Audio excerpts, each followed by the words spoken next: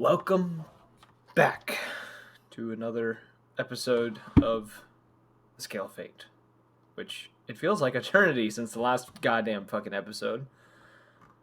My lord. Very, very Shall I do the recap like I normally do, or does someone else would like to take hold again? I could go over my Spark notes. That's pretty much what they are. Sure, if you want to. I'll do it. I have it all in front of me, but Okay. So, party was grouped up in the center. This was the, 12th session, but I think your Twitch is wrong. No, my Twitch is right because we don't track your individual sessions. They're all the same thing. So, our 12th session. The party was grouped up in the center of Greyburrow. It's the big hotel. We're plan on waiting for Aurora and do a small rest while we do so. Calic leaves. Galnova smells of burnt ore and has ink / powder all over her feathers. She does tattoos, and the Archmage in Granhelm or someone in Riverdale was the creator of the tattoo gun, Zeldrif Colham, which we know Zeldrif from the Granhelm. The Archmage. Yeah. Head to the Lucky 7 gambling hall. Just starting in the night, multiple card games, roulette, dice areas, 5 to 6 people. We sit down with the Dragonborn. We go through Selgon. We were playing with him. Him and a human male, the Dragonborn and the human male, are in cahoots with one another. And they both dip into an alley and vanish from sight. And then a hooded figure is shown on the rooftops running around the ring, the perimeter of the ring that we were in. Make our way down to the 6th ring, more diverse, full of travelers. Go to the Leaky Tankard. Try to get some of the hooded figures to unveil their hoods, pay off some of the kobolds. Yep, pay the kobolds to make a bar fight. You literally made a racist comment too, but hey, they got their money, okay. It's whatever. But the drow. Yeah, he walked up to them and said something racist. Like you kobolds like racist. Money, right? Yeah, I was like, what are you hey, walking up you guys to? Mind doing something for a little bit of Never coin. mind.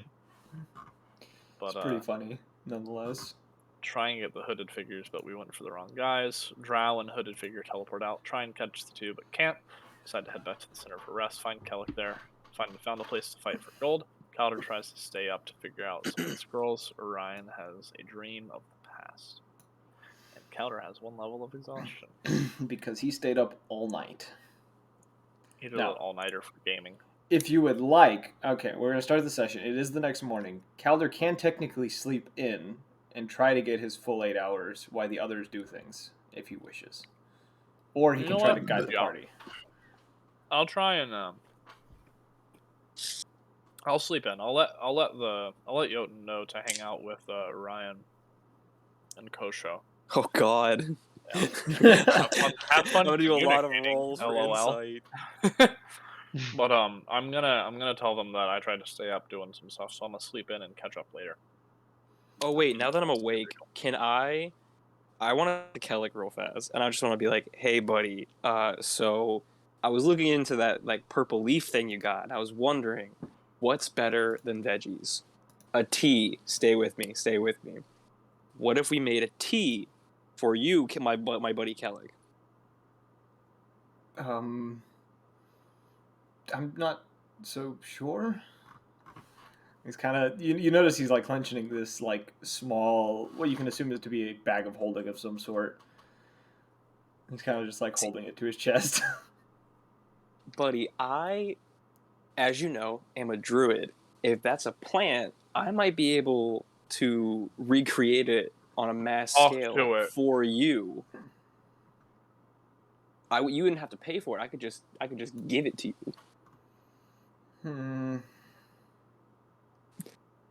We can discuss this later, possibly.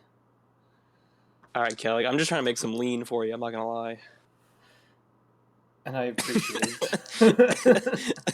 It's essentially what it is: a purple leaf into a purple drink. That's lean. It's a purplish green leaf that has this purple ooze within it. But yes. That's lean. It Don't lie to me. That's lean. does. I'll be honest. I had no idea what lean was. I just made Oh, it's this. cough Like, syrup and shit. yeah, okay. I didn't know we call it lean. I just know cough syrup. It's a mixture. It's a mixture, but it's they usually use cough syrup of some kind, and it gets them kind of like fucked up. I don't know specifically what the mixture is. Wait, are we talking like alcohol and cough syrup? Because I've heard of that. Let me look it up. now I'm white curious. snake Now I'm for- curious what this is because I feel like I've heard it. I just never truly understood what it was. It is prescription strength cough syrup or cold syrup containing codeine or promethazine with a soft drink, also known as perp drink. Perp drink. Okay, I've heard of perp The drink. whitest shit I've ever done. I've heard of perp drink because I was on a trip with a group of people who were drinking some perp drink, and that's how they were calling it. Was perp drink. But anyway. God. All right. So you all, except for Calder, kind of gather in the lobby of the building. I would assume. What would you all like to do now that you have gathered? Kellic seems to be sticking with you guys for today. Okay, what should we do while we wait for Calder? I'm gonna look at Yotan and just stare at him in the face and just be like, I'm gonna learn how to talk to you. It's gonna happen, buddy. I think we have some kind of like kindred spirit connection, you and I. I'm just gonna shrug my shoulders. I'll take that as a yes.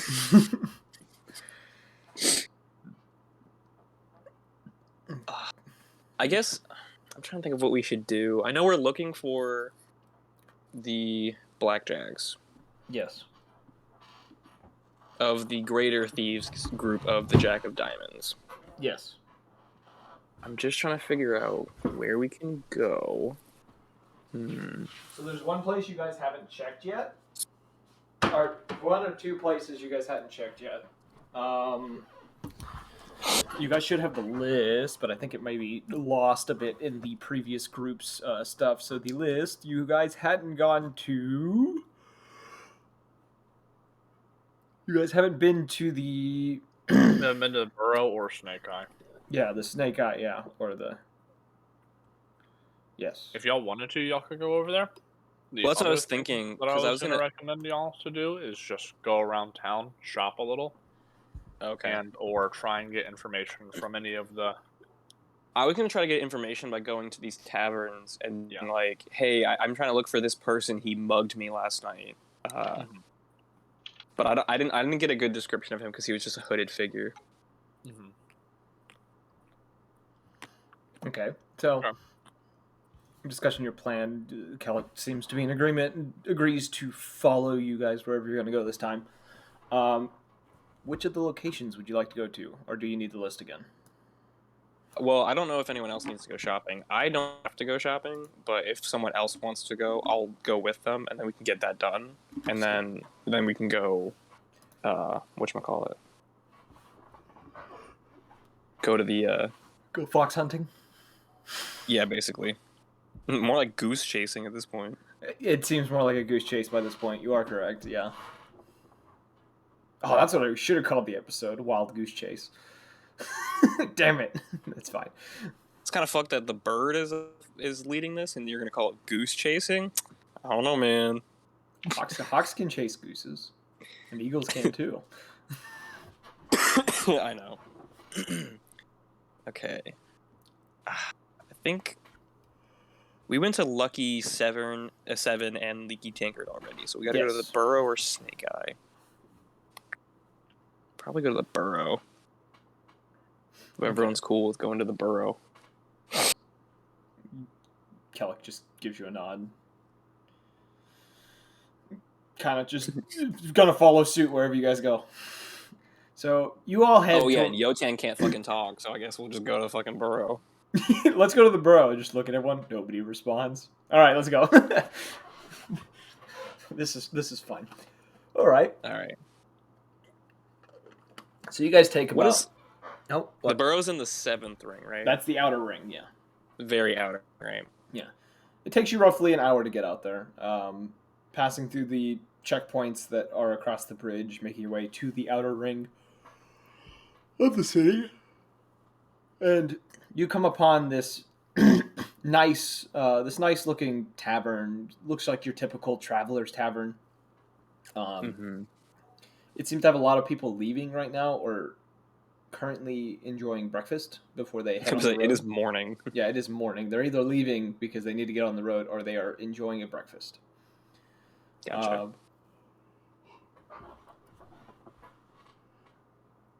And Well, I guess we'll walk in. Yeah, the crowd within the space as you guys enter is a very diverse crowd. You see quite a few different travelers. There's groups of various groups. There's groups that are just of elves or dwarves or human. There are some that are mixed.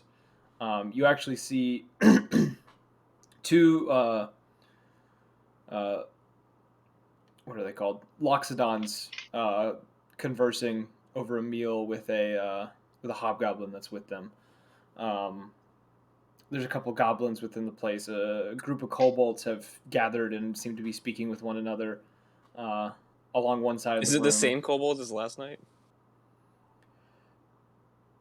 Roll, let's say, roll a perception check. Perception. What is my perception? +3? Okay. That's a nat 20.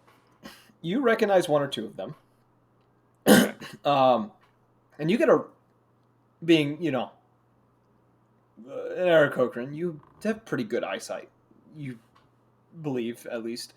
And you make out quite a few details about these kobolds. All of them look to be red. They're all red kobolds in this crowd. Okay. Most of them, you do get a few of their kind of some of them turning towards you and kind of glaring at you with eyes. There's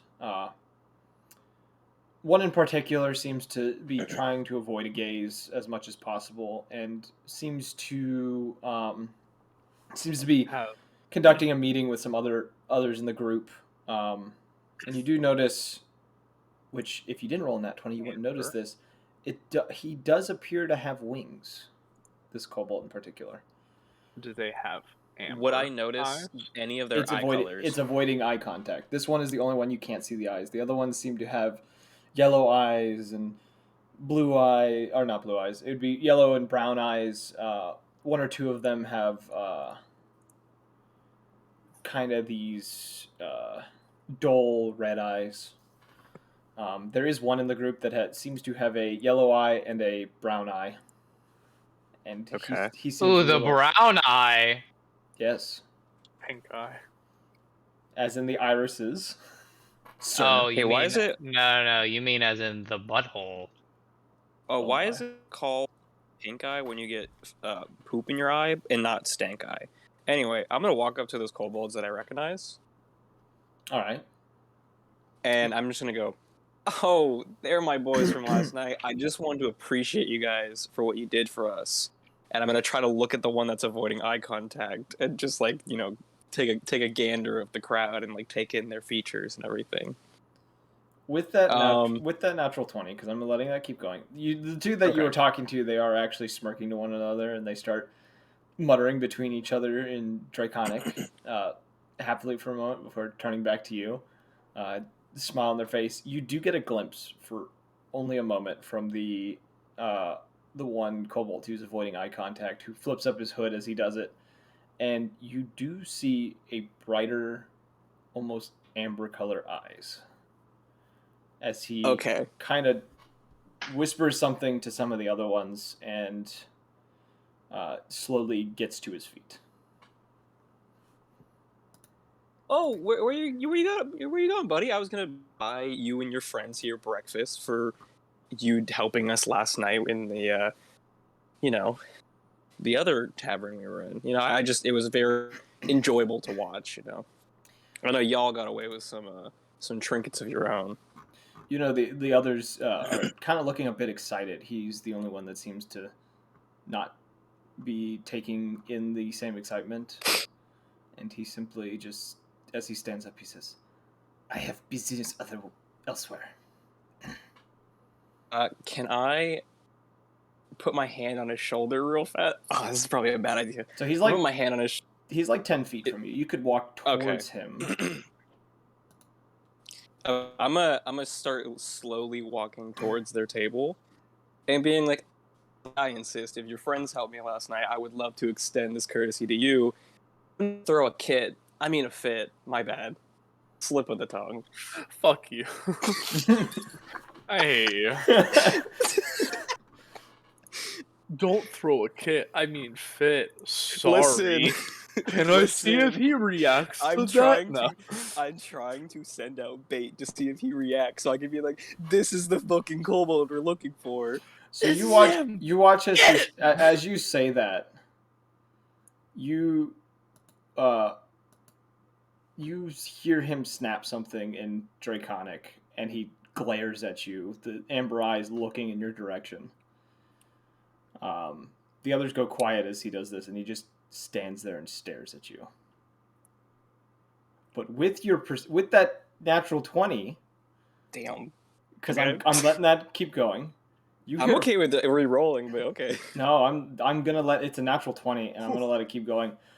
You hear footsteps that you can't identify who's making them, moving away from the table. Interesting. He just like invisibility plus decoy. I'm not there. I know. I'm just trying to figure out what to do. I'm done. But he's standing there glaring at you.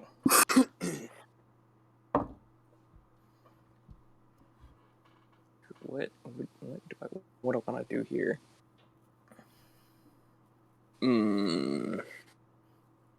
I'm going. I don't know Draconic at all, do I?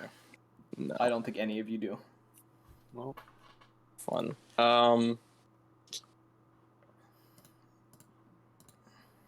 What do I want to do here?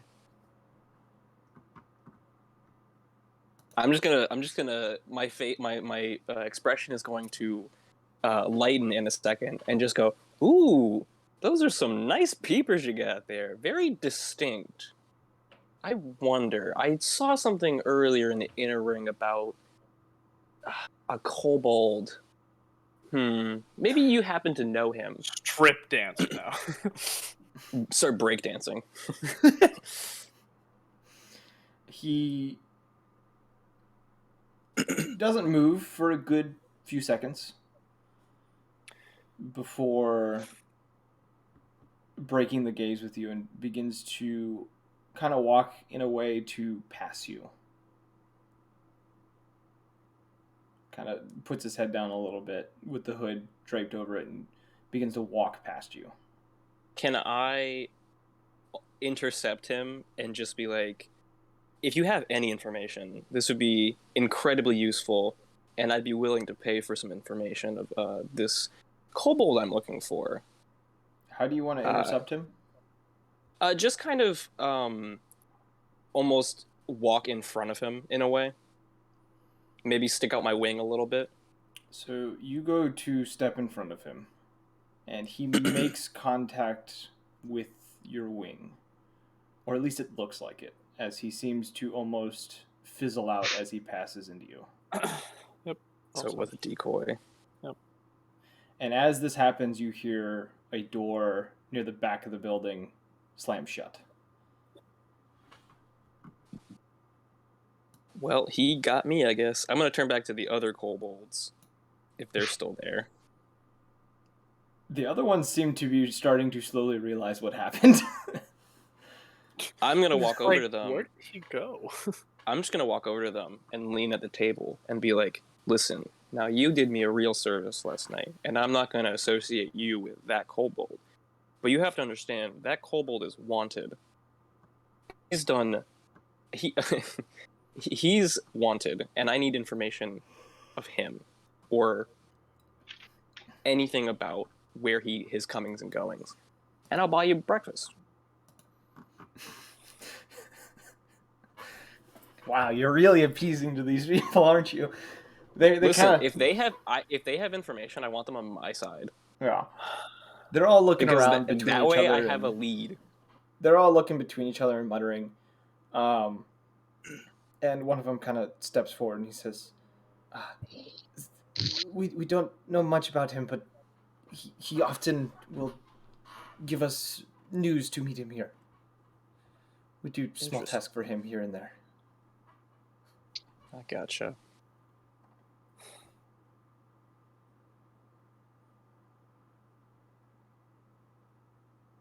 I don't really they have no information about him, like how they like his comings and goings at all, do they? The only thing that they seem to know, which it seems to be a trend with these individuals, you seem to realize, is they are only given a point at which they are meeting and a time, and they're given a task by whoever they're meeting with. Okay. I'm just gonna keep on pressing them about it, being like, do you know what have they asked you to do, and do you know who they are? Well, he used to be one of us for a while, and then some Lupin individual approached him and told him he had a job for just him, not the rest of us. We generally only deliver things that they bring us or intercept information. What kind of things are we talking about here? Magical items, drugs, potions. Interesting.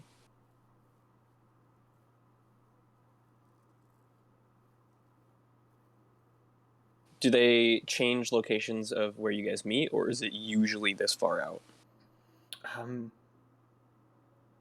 It's generally here. It's easier to do in a public space. Nobody really suspects anything. All right. Well, I appreciate your time and information, and I will catch you guys later. And I'm gonna walk out the fucking tavern. Their jaws drop. And they are all just kind of staring at you as you leave. And then they begin to fight amongst each other. Should have asked for the money up front. Should have asked for the money up front. All I'm saying. What have I missed? He just tricked a bunch of kobolds into telling him something and didn't give any payment to them afterwards. Hell, They also got they also lying. Witnessed a potential target leaving. In a way, but other than that, witnessed, bro. No, he fucking blinked out magically. I'm currently walking home right now. I feel that. All right. So, what would you guys like to do now that that has happened? You are now outside the leaky tankard. I thought we were at the burrow. Or the Burrow. You're outside the Burrow Tavern. Sorry, I'm naming the wrong place. You went to the Leaky Tankard last time. The Burrow Tavern, yes. You were standing outside the Burrow Tavern, seeing various travelers coming into the city and others leaving. Okay, well, we only have very, very limited information on the kobold. We could go to the other tavern, but I think I want to see if Calder's awake at this point. So... I was gonna say I could be walking back with Kosha. By the time that you would get back Could to also the be sleeping center, in late. by the time that you would get into the center, I would say Calder would just be rousing from his slumber. Can I get into his room without him knowing? You can try, but before we do that, I have something for Calder. In your exhausted state, I need you to roll 2d6 for me. Oh. 7. A 7. Wow, that's your highest roll on this yet. Yeah, I know. You don't get one of the I shit. rolled like 3 fucking like less than 2. It was less than 6 each time. It was 6 or less. Okay. Stupid. Calder, you in your exhausted state.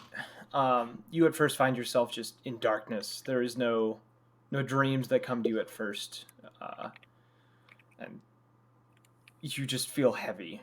And after a while, though, your vision begins to come to, and as it clears, you come upon a scene of what looks to be two hooded figures in what looks to be a swamp, slowly making their way through the muck and the dirt of this humid environment, approaching what looks to be a small, almost shack, where what looks almost like witches or hags are gathered up in front of. And you hear one of the figures in a very familiar voice say, "You know why I'm here, witch. Give me back what is mine." And the witches stare at him in almost a mixture of disbelief and concern, and a few of them with fear, before the vision shifts to a scene of a shadowy figure crouched over a mutilated carcass with 3 glowing runes across its chest. And you recognize the 3 runes. You see the rune of which the prince had, the curse of the Mindhound. You see the one of which Sphex possesses on his arm, on the left shoulder, and you can see on the right shoulder the marking that the Aarakocran woman that you had seen when making the deal had on her wrist. And then the vision fades as you slowly come to, as light kind of hits your face and brings you back to reality. Okay. Orion, roll me a stealth check. Wait, what did you say? How do you spell Aarakocran as well? A lot of A's. I got you. Aarakocran. So you want A's. C-R-A-N. Okay. Orion, roll me a stealth check. That's a. Oh, I have disadvantage. Fuck. Okay. First one's a 15, and that's a 7. All right. You wake up to the sound of your door creaking open and talons. Yeah, and then talons tapping the ground. You hear scale mail just clanging together like chink, chink, chink. Yeah, mixture of armor rattling and talons hitting the wooden floorboards of your room.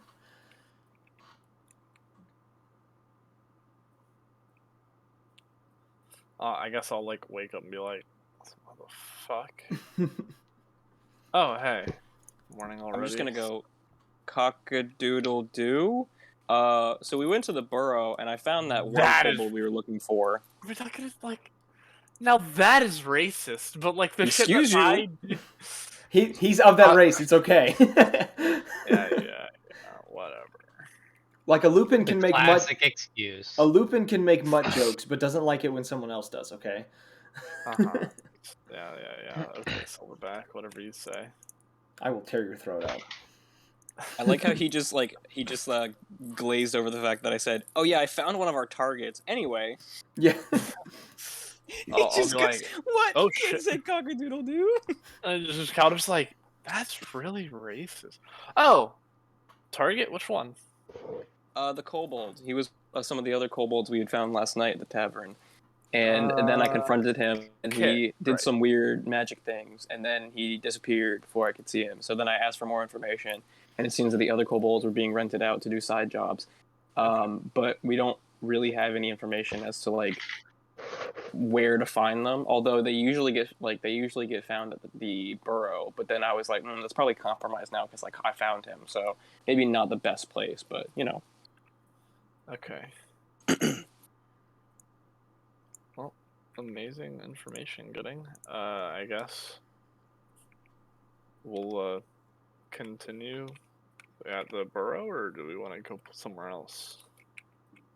I was thinking we go check out the other one to see if maybe we can find the other members. Okay. It is still midday, morning-ish, so...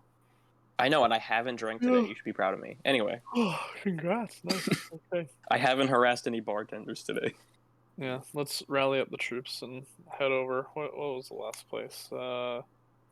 Let's see. Snake Eye Tavern? I'm pretty sure. Yeah, you glance Around at the the- doorway too, and you see every other member of the party standing outside your room. I'm naked in your... No. No, I mean, that's not entirely inaccurate for fucking... We know. We wanted to see if the carpet matched the drapes. Trust me, all of it's on fire. It's okay. You don't even see Yo-Chan, you just see like his body, his head is like above the No, doorway. yeah, it's literally like it cuts off at his shoulder blades. He Like, just you punches just through see the wall as a little peephole. It's like the SpongeBob episode where they're wrestling and the one guy like boom, like pushes through the wall. Oh yeah. He's like, I hate doors. But I'll be like, all right, let me get ready. It's more like No. that episode of SpongeBob where he just like pushed through the metal Krabby Patty, not Krabby Patty, the metal Krusty Krab wall. Oh, Just like not even using his hands, just pushing his body through. yeah. Okay. Yeah, I guess we'll get ready. I'll get everything ready, and then we'll head over to the Snake Eye. Okay. Awesome. I want everyone to roll a perception check for me as you guys head to the Snake Hail. Eye Tavern. Well, goodbye to your precious items. I got a 9. 13. I don't think I'm going to be rolling any better for the rest of the session. As soon as I roll you're under honest. 10, I'm going to get my actual dice. Caleb, Listen, I got a nat 20. That's it. perception check if you would like, and Kosho as well if you would like. Can one of y'all roll? Oh for wait, me? I forgot. You're still walking. Let me roll for you. What's Kosho's modifier? Because I don't have him pulled up right now. I don't know. Hold on. will do it myself then. Kosho has a modifier of plus. 2. So he rolled a 10. Sick. All right. Did Caleb roll? I rolled a 9. Rolled a 9. So only Hey, Calder would 9 have noticed gang. this. Calder, as you guys are walking, you notice this tabaxi standing next to this cart, dressed in various fine silks and linens, and he is speaking to an elven man who's kind of looks to be wanting to get a sword appraised. And looking closer at this tabaxi, you see he's wearing also he has a ring on each finger, what looks to be a golden rapier Ripped out, bro. hanging off his belt with a ruby amulet hanging around his neck. Man, and there's a it's fucking dripping. And he is a small golden helm-like band that wraps around his head with a singular jewel embedded in the center. And he seems to be talking in a very intense conversation with this elven man who is offering him this sword that he is currently appraising. Did he get the fur color or the eye color? The fur color is... What does he smell like? You notice he has these deep emerald eyes that seem to be looking at the sword with great detail, and this golden yellow fur. Okay. And he is speaking with this elven man. Does anyone speak Elvish here? No. I have the most useless languages, by the way, so... Same here. Yeah, do you have Eric Cochran and Sylvan? So these two seem to be speaking in Elven, which is the language you've all heard before, so you would recognize it. And they're speaking to each other about this blade that the Elven man, who is, as you look him over, he's dressed in this light gray suit, gray bowler hat on, And he seems like someone of the upper class within this area. But they are speaking off to the side from the main path that you guys are taking currently towards the outer rings.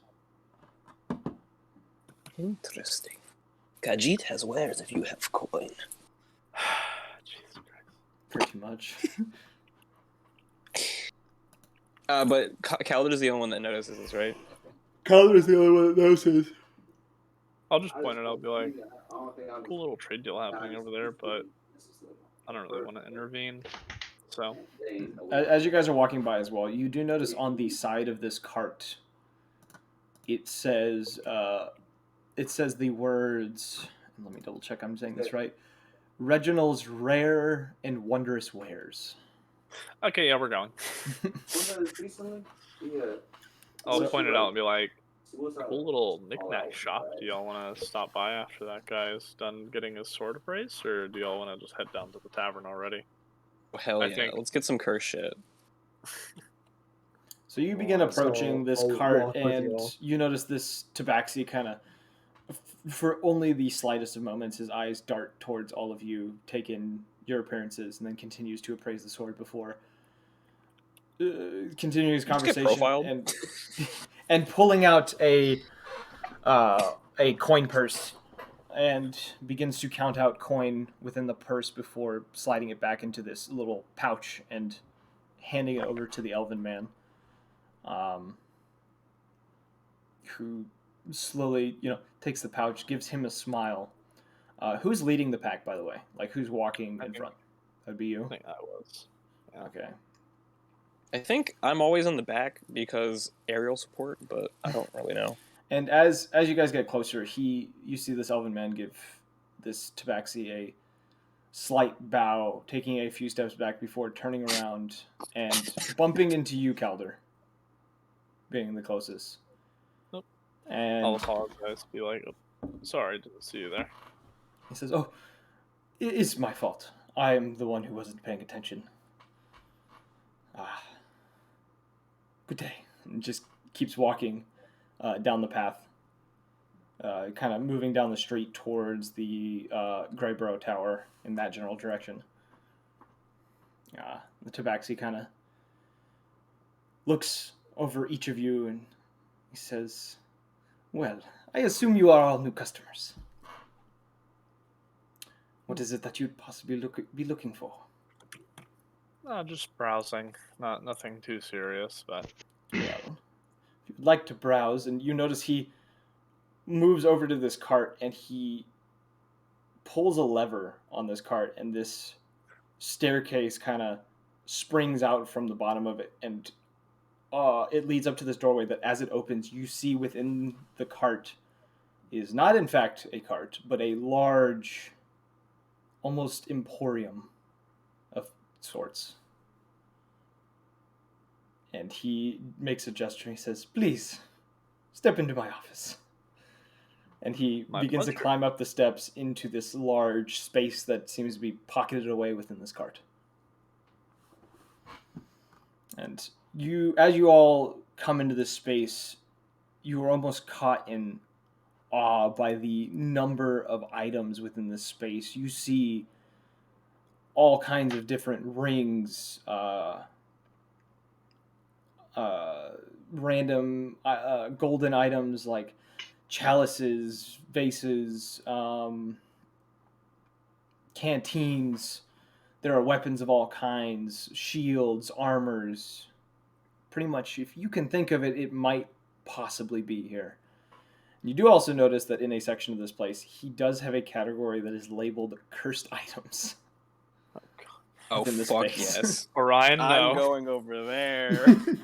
And you do notice that these items seem to be locked up in very thick glass cases as well, obviously to prevent the curses from randomly latching on to customers.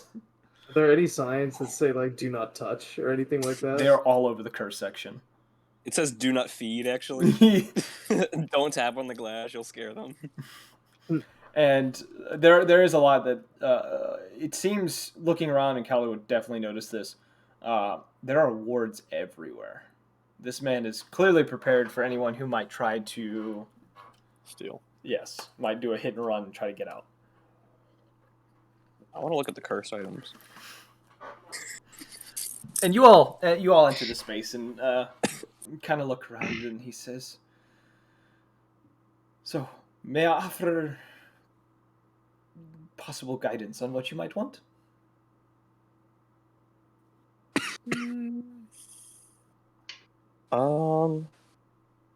There's nothing specific that I'm looking for. I'm just curious about all these cursed items you have over here, and why. What curses do they have? What's the most interesting cursed item you have here in this shop? I'm just looking for books and stuff. Nerd. Most interesting cursed item. And you watch as he kind of flicks his hand in the air, and what you assume is an illusion appears, and in kind of this illusion, you see this golden ring with that seems to have a gem in it that almost looks like a nebula, with color swirling in the shit. center. And he says, "This is probably one of the most dangerous items that I've come across within that section. It allows one to bend reality to his will, but at a price. It is taxing on the body and will destroy you within probably only moments of use." It's an infinity stone. Who made it? It is believed one of the gods is the one who created it. Interesting. And he kind of snaps his fingers again, and that ring vanishes once more. He says, "But I can offer many different items." And you watch as Does he have any like staves there? There are staffs. There's a kind of everything's kind of organized. Like there are weapons, there are armors put together. The staves kind of fall together between the weapons and the arcane items. There are. You also notice there are several robes within the space as well. There's sections with various bags, such as you notice some haversacks and bags of holding that are kind of gathered together. Oh shit! I might actually grab a bag of holding. Okay. Does he have armor there? There's armor as well. Yes. I might look at the armor and the staffs just to see what they have there. What do they have for like defensive items and stuff like that? There are multiple shields. Like more more like not wards, but like rings and stuff and enchantments and. So you do notice a lot of rings. He has a couple of them labeled. A lot of them seem to be pretty common. There's rings of water walking, rings of mind shielding. You do notice that he has what looks to be 2 rings of feather falling that are labeled, as well as a ring of protection that seems to be in a very nice case that it's within. There are also a set of bracers that are labeled bracers of defense that are within this space as well. Are there any alchemical indexes anywhere in the space? Like anything for recipes or anything containing herbs for combining stuff with the brewing kit with the brewing kit. I must say I have an herbalism kit. I don't know if that counts though. An herbalism kit would have everything you need to like make certain things. You would just have to spend the amount of gold required to make those items in order to use the herbalism kit, pretty much. Oh, okay, I got you. But with an alchemist kit, I might have an alchemist kit or 2, but they're mostly I carry magical items. for shame. Just kidding. He chuckles slightly. He says, I can offer many different things. Special weapons, and you watch as he flicks his hand. He grabs a hold of the rapier on his side, and he mutters a phrase as he tosses it in the air, and it begins to float in front of him. And The dancing blade? are you saying that in character? No. I just add a character. Yes. Yeah, a dancing blade, essentially. Yes. Okay. He says, items such as this, or and he pulls from his cloak. You notice he had this set of stars around the collar, and he pulls out off one of the patches and tosses it in the air as the star turns into 3 beams of arcane darts that fly around for a moment before colliding into each other and dissipating. He says, I have all sorts of things for protection, divine assault, and wondrous items. I kind of just want to find armor, like medium armor, that I can replace my scale mail with. Now you're catching my drifts. He kind of smiles towards you and gestures over towards this section of armors that he has set up. And you notice you're looking for something better than the scale mail that you're wearing. Yeah, it's 18, and I get a disadvantage on stealth. So if anything that's like around that, I'd be like, cool. So he, as he takes you over there, he says, I have various armors, things of resistance, as well as special material armor that allows the user some benefits that conventional armor would not allow. And you watch as he reaches over towards this almost a shimmering iron that almost, even as he touches it, it doesn't seem to smudge under his fingers as he kind of moves his hand across it. So such as this Mizium armor, which prevents the wearer from taking critical strikes that may be... Oh shit. I'm gonna look at Cal and be like, hey buddy, you might need this. He kind of keeps moving. You notice as well, there's actually a set of armor in here that seems to be made of chitin. Oh, like a bug's armor? Exoskeleton? Yes. He says, this armor I generally do not recommend, but for some it is useful. What's wrong with it? There is a minute curse with it. Oh, when you say minute, how small of a curse are we talking here? It requires nourishment. So it's a parasite. In a way, but it offers a fairly good defense, as well as resistance against some darker forces. I'm so tempted to get it. How much? Yeah, I'm kind of curious now. For this, due to its rarity, but also the curse, I would probably say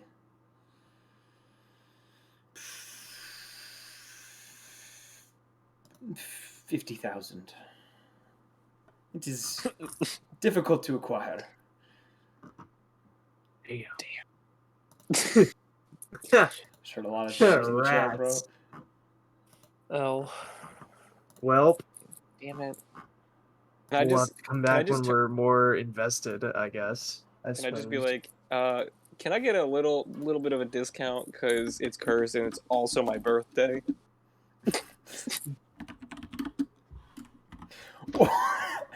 Roll a, let's see.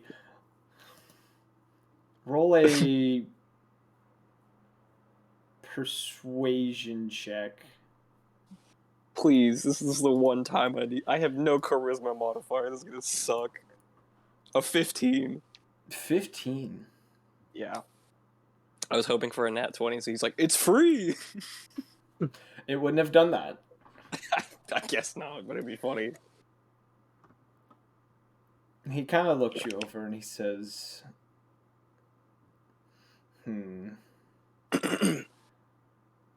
You know what? I'm feeling in a bit of a generous mood. And not many seem to want this armor anyway, so 15,000. 15,000 bronze? Gold. Oh, you had me going there for a second, buddy. All right, boys, what do we got? How much I we have got? like just under 2,000. Are you guys all checking your coin right now? I feel like this is such a weird investment for all of us to empty our bank accounts for one person to get armor. I got 345. Kellic kind of steps forward. I can throw in 1,000 if you need. Well, unless Yotan Calder is secretly fucking loaded, I don't think we're gonna be able to afford it. Let's see. Understandable. Calder, your coin can pouch I- is missing. How much is it? 15,000. grand. Calder, your coin pouch is missing. What? You cannot find it. When you go to look for your money, it is gone. I rolled a 13. The highest perception. I'm missing my entire coin pouch. Can I check mine too? Your coin pouch is there, Yotan. And the rest of you have your coin pouches. Can I It is just hold mine in my hand? I will literally be one hand for the rest of this fucking game if I have to be. I do not care. So Oh, just now I remove understand all why my you money. asked us. Oh, you guys are looking at your coin pouches? Okay, cool. Just remove all my money, I'm guessing. I put a note on how much you had, but remove it from the listing. Or just make a note that you don't have any. That too. You could do that. I'd rather just put a note that I have no money. Okay.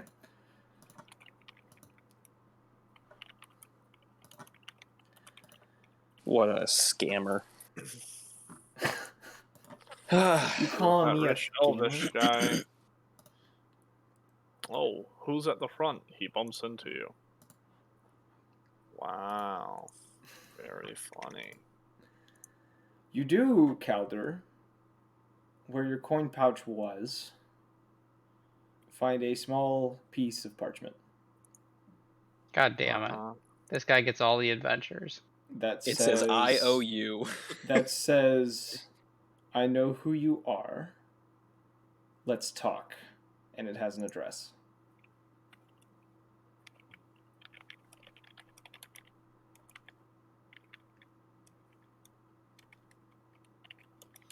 Okay.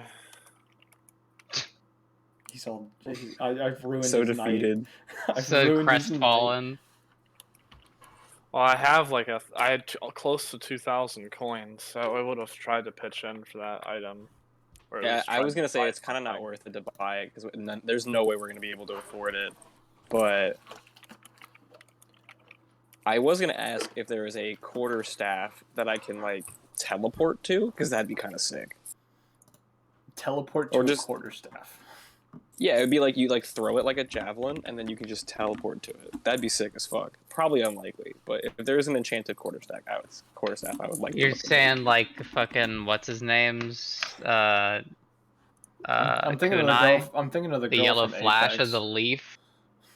it. Yes, Minato. Yeah, Minato! I would just go boogie woogie and then Kaze Kage. No. I'm a fucking No, idiot. I'm really he's I'm the really Hokage. tired. Hokage. No, Minato Namikaze. You, Namikaze, that's what it was. as you're looking around, you do find a few staffs. Cool. There are various ones there. They do seem to be more rare items, based on what you can tell. There is one that you do notice that this almost a metal staff with this very odd kind of streaking to it that seems to be labeled a staff of striking. Interesting. The other ones look to be also staves that probably require attunement of a magical sort, based on what you can tell. Can't I attune things? Yeah, I'm in attunement slots. You have to have slots. Yeah. What I'm saying is you have to be a certain class to attune these. Oh, and there's no way for me to know. You wouldn't know specifically. The staff of striking, you have a feeling that a magic practitioner wouldn't be using a staff they have to strike with. What amulets does he have as well? Yeah. Amulets? Yeah, does he have something like you can teleport to?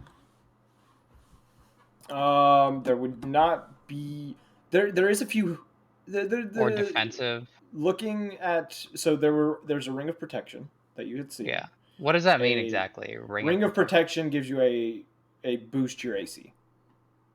Okay, that's not bad. There was and also how many rings can you wear? You I'm can assuming 10. you can only 10. but you can only attune one type at a time, like one of that type at a time. And plus, it's technically you could attune 3 rings of protection, but that would fill all of your attunement slots because you only have so many attunement slots. Looking through the amulets, though, you do notice a few of the amulets of proof against detection and location, the one that Calder has. There is a few what look to be clockwork amulets that seem to be kind of hung up in one spot. And there are I'm blanking the fuck out on my items here. And I just opened Internet Explorer for some reason. Ouch. My computer's slowing down. No. What else were you asking for? You were saying the rings. There's the there's the bracers of defense that you had also seen while walking around.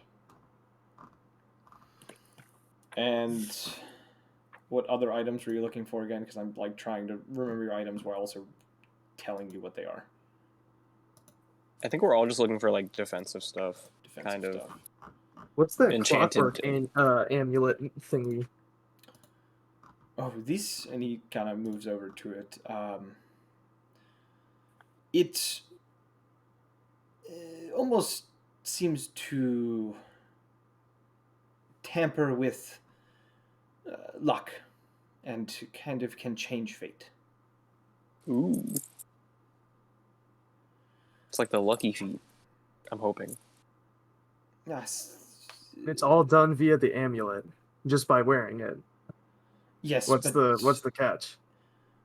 It can only be used once a day. That's kind of How much? This is very simple. 50 gold. All right, done. Done deal. He smiles and holds it up. He kind of pulls it off the thing and offers it to you, and kind of also has his hand open, expecting the gold. Splendid. I'll go ahead and hand it to him and divide it from my my nice little coin purse. You watch as he slides the coin into a pouch on his hip. And he begins to move along through things as well. Is there anything else you guys are going to ask him specifically on what you want, or are you just going to keep kind of perusing? I just want to look at the curse items just to see what they have. Calder, if you want something, I will buy it for you. No, it's fine. I'm just fucking with you guys. Since I'm broke, go kill yourself, TM now. I just want to know what curse items you have to see if there's any. So I'm gonna be completely honest with you, real quick, Evan. I've been expecting Dread to do this to us for a long time. Oh, steal our shit. Which he did, and then we stole it back. Looking through the various cursed items, some of which look interesting, to say the least. There is a wood that looks to be a wooden mask of some sort. Item that looks to be almost like an ancient mask to incite fear in enemies of the one who wears it, but you're not sure. There is. I'm gonna look at Yotan and be like, "Hey, you have a match one." There is a set of armor that takes on a very draconic look within this one case. That is simply labeled "Armor of the Dragon God." That sounds cool. And you get a peer on the inside that there are these spikes on the inside of it, Oh, almost seemingly Iron pointing Maiden. in towards the wearer of the armor. There is also a what looks to be a ring made of this black, almost fabric material that seems to almost be bristly, similar to that of Velcro. Interesting. What's up with the ring? What's the curse on the ring? You do notice it is the name. The name is called the Ring of Velcro. Nice. Okay. Is there anything else? Most of the other items you kind of look over. Are there silly bands on the curse thing too at this point? There might as well be. It seems like, right? That'd be funny. No, there's. First. Unfortunately, there is not. Okay. And there's like a few other rings. One of them is not labeled. It actually, the label that was on it seems to have been burnt next to it, and the ring almost seems to be emanating almost for a brief moment as you look at it, this almost blackish nightmaric like smoke. And as you blink and look at it again, the smoke seems to vanish, and you hear whispering coming from the ring. This incoherent, almost fiendish whispering, and you feel yourself leaning in for a moment before pulling back, and the whispering stops. I'm gonna look over at my man Reggie and be like, "Hey, this one's not marked. Does that mean it's free or like discounted? Like, how does that work?" Currently, I am not getting rid of that one. It is complicated. Yeah, it looks like a Mount Doom kind of complicated. It seems to, unlike some of the items I've collected over the years, almost have a mind of its own. And it's fighting me when I often try to learn about the ring without revealing myself to the dangers of it. Wait, so it's conscious? It seems to be, yes. Did you It's wait? not So for sale. did you awaken it, or like how does that work? It was awake when I had acquired it from a interesting man who said he didn't want anything to do with it. So wait, Dad? you just own this soul in a ring. Don't you think it wants to like live its own life or some shit? I don't think it's a soul per se, but more of a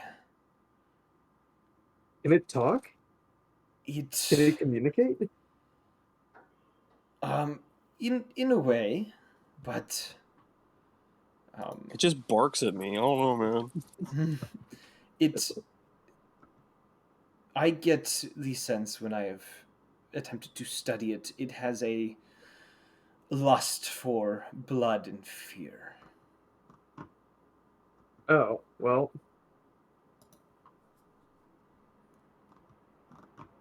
Sounds like he needs to repent.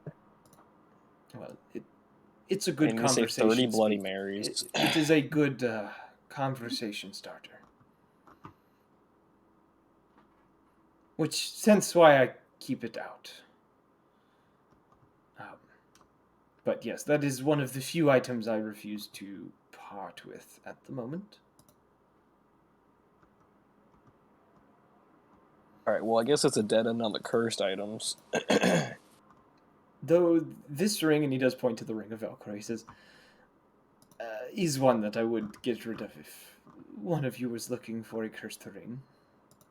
What is it? What is the curse on it specifically?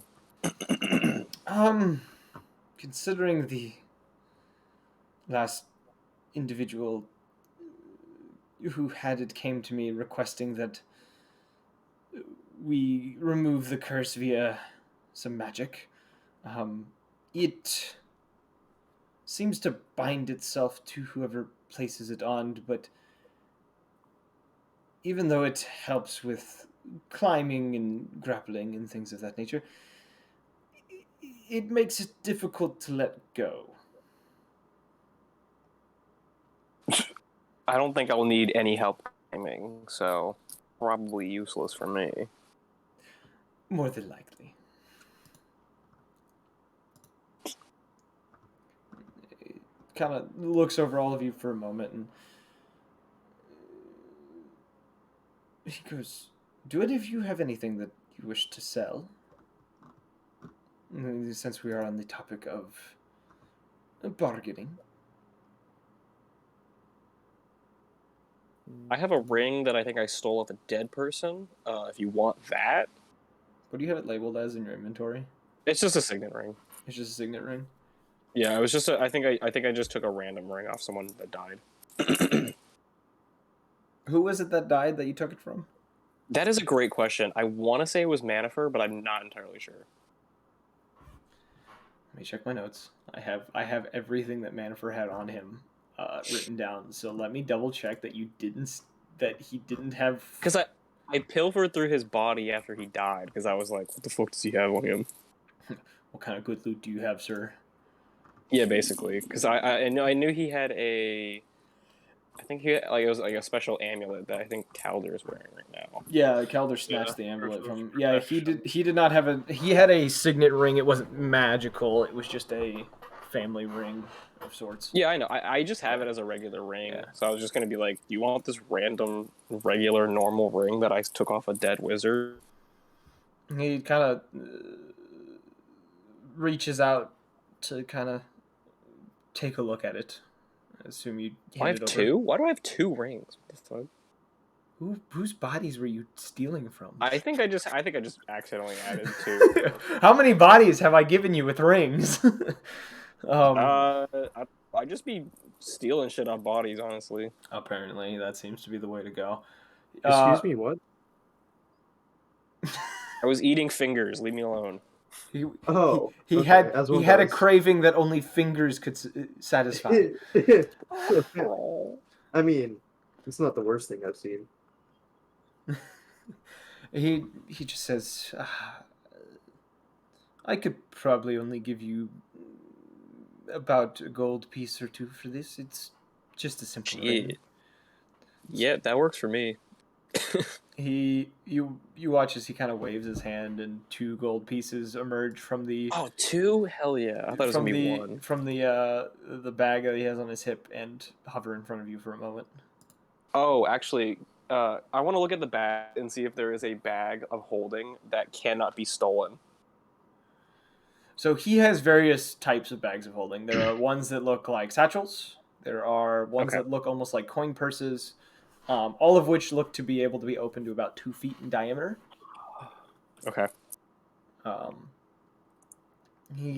If he there's any goes- enchanted ones, I kind of want to look at those because maybe we could buy some kind of like bag of holding that like can't be stolen from, and then I just put my stuff in that, so I don't have to worry about it getting stolen. as you're kind of describing this, so you're looking for a warded bag. Something A that what now? would a warded bag. Warded. Yeah, sure. Give me a moment, and you watch as he grabs one of the satchel-like bags, and he takes it over to a counter, and begins pulling out various tools over this counter and a pair of multi-lens spectacles and begins rapidly switching through them, the lenses, and kind of with a quill beginning to feather out or write out these runes on this bag, and muttering under his breath as he does, in a very kind of deep, gravelly language that I don't think any of you would recognize. What language is it? Tell me your languages. Celestial, Common, Deep Speech, Primordial. Oh, you understand it. It's deep speech. Mine's- He is Yeah, chanting. mine's in Ooh, I have I deep also speech know as it. well. Let's yeah, go. okay. So he's chanting in deep Ah, speech under his damn. breath. And Calder, you would Yeah, you're recognize not the unique, words. bitch. You would. I will end you. He is. The word he is using, you can tell, is a kind of a word against foreign forces trying to get to it, kind of almost like a barrier ward. And Cool. upon him finishing with the ward, he looks it over and he says, "Attempt to take it from me." Okay, I'm gonna try to grab it from him. As you reach the bag, you feel a jolt of electricity hit your hand and force your hand to swing back. You don't take any damage. I just imagine it just swings it back on a full windmill. And it's just like, he says, "This will allow you to ward off thieves, the unwanted hands. Wait, so you can just enchant things? I am an artificer." Oh, think I I could got have had to you hold of all enchant of that this? ring. Damn it! And he I could have just had him enchant that ring. You notice now, as he kind of waves his hand around, you notice there are a few items that, whether they are cloth or metal, they seem to have a small, almost signet buried within each of these items. And you notice those his items? the same Okay. signet is branded on his chest in a big medallion. Oh, not medallion, a big emblem that is on his chest. And it's Sick. I like the branding. it's kind of this almost a intricate set of cogwheels with a large RC kind of placed within them. And as he smiles at all of you, and obviously very full of himself, prideful is the word. He is very prideful of what he has been able to accomplish here. Well, how much for the bag? Well, a normal bag of holding would probably go for roughly 50. But with my wards, which are very, very difficult to break, I will I'm say sure. 200. Okay. Can I get like a small discount because I gave you the idea, or like? Persuasion check. Okay. Come on, baby. That is a. Oh shit. That's a 3. He's like, no, it's 210. Fuck Yeah, you. he smiles and he says, "Not for this one." All good. I'll buy it for 200. And he says, if it makes you feel any better, I don't normally do this for most customers." And he takes the 200 from you and hands you the bag, which now doesn't zap you as he hands it over. Cool. And he I'm gonna- says, I'm gonna Glad hand it you to made an Calder. exception. I'm gonna hand it to Calder real fast and just be like, "This is yours." so you notice in the act Don't of lose you, your like, shit. it doesn't zap Calder as you hand it to him. It seems to be the act of giving it Mm-hmm. doesn't trigger the ward. It seems to be when someone is reaching for it when they are not supposed When to, they're and the taking. ward seems to guess intentions. So it doesn't work if you get mugged and someone's like hand over and you hand it to them. It wouldn't work. Yes. And if you want to make a note on how that bag works, on how it is, if someone is attempting to steal or or take without your permission, it causes a stunning zap that prevents any kind of gripping or grappling on it. Cool. And I'm gonna. what Can I ask him? Can I ask him how much it costs for him to enchant things? Well, Does it depend on the enchantment? that all depends on the enchantment. Cool. Okay. Some enchantments are a wee bit more difficult and take time. How about this steel mirror? Can I get you to enchant it so I can like gain information on people? He reaches for the mirror, and as he kind of looks it over and runs a finger along the edges of it and kind of flips it in his hands, he says, "In what way are you thinking specifically? Like if I were to look at a target and open up this mirror and be like, give me the details of this person. Or if I like if they're in the reflection of it.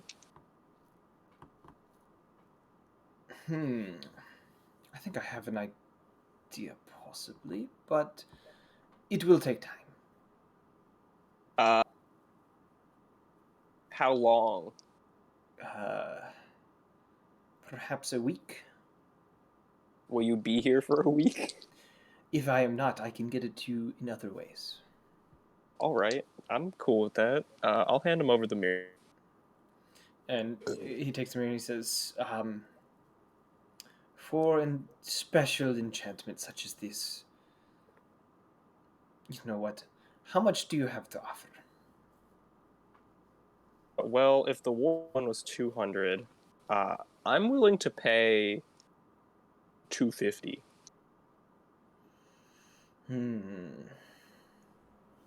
Because I know it's a little bit of a more specialty enchantment, and with enchantments as good as yours, I know it will be good quality. But I am a bit, I'm a bit stingy, I'm not gonna lie. With an enchantment such as this, and the time that it will take, it will be very useful. Yes? Depends. I don't know if I would say useful all the time. Depends on the situation. I am going to say, because I like all of you, you have been very interesting company. 750. I like you too. 750? Yes.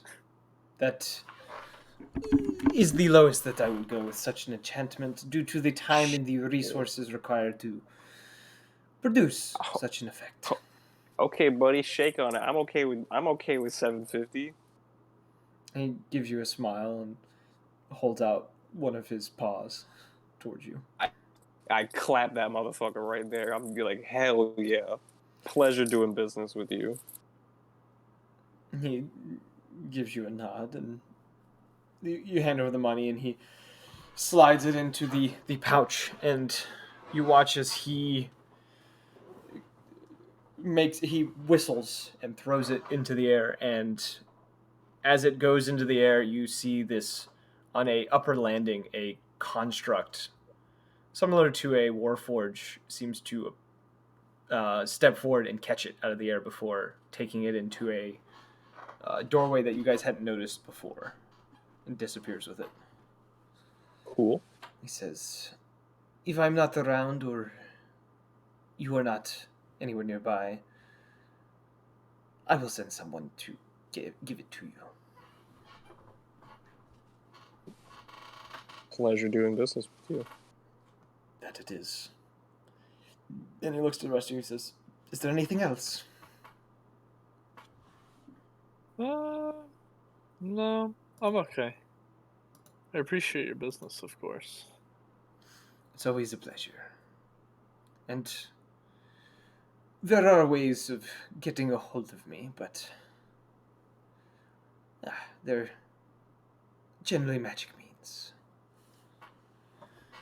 A sending spell is never hard to send my way. Of course, I appreciate it. Well, if this concludes our business, it was a pleasure. And I hope whatever endeavors you are pursuing go well. You as well. And I'll Goodbye. start heading for the door. He kind of gives you all a Au smile revoir. and a slight nod. Just casually follows behind you as you guys exit the small emporium. And as you all step out of the cart that you had entered and he steps out as well, you watch as he reaches the last step, the door shuts on its own and the steps seem to retract. I gotta get me one of those. Like an RV camper type. Yeah. That'd be sick. And like looking at it, it is not that big of a cart that you guys had stepped into. It's like a standard, like maybe holds like 2 people within it type cart.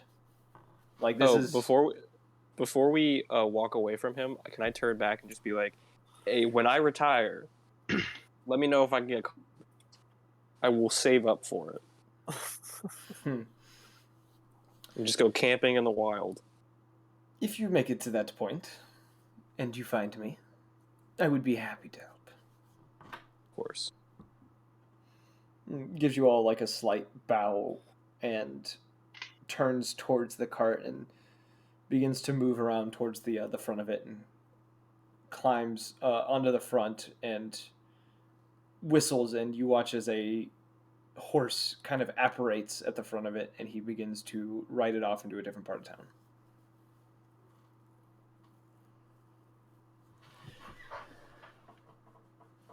So, now that you have finished your time with Reginald,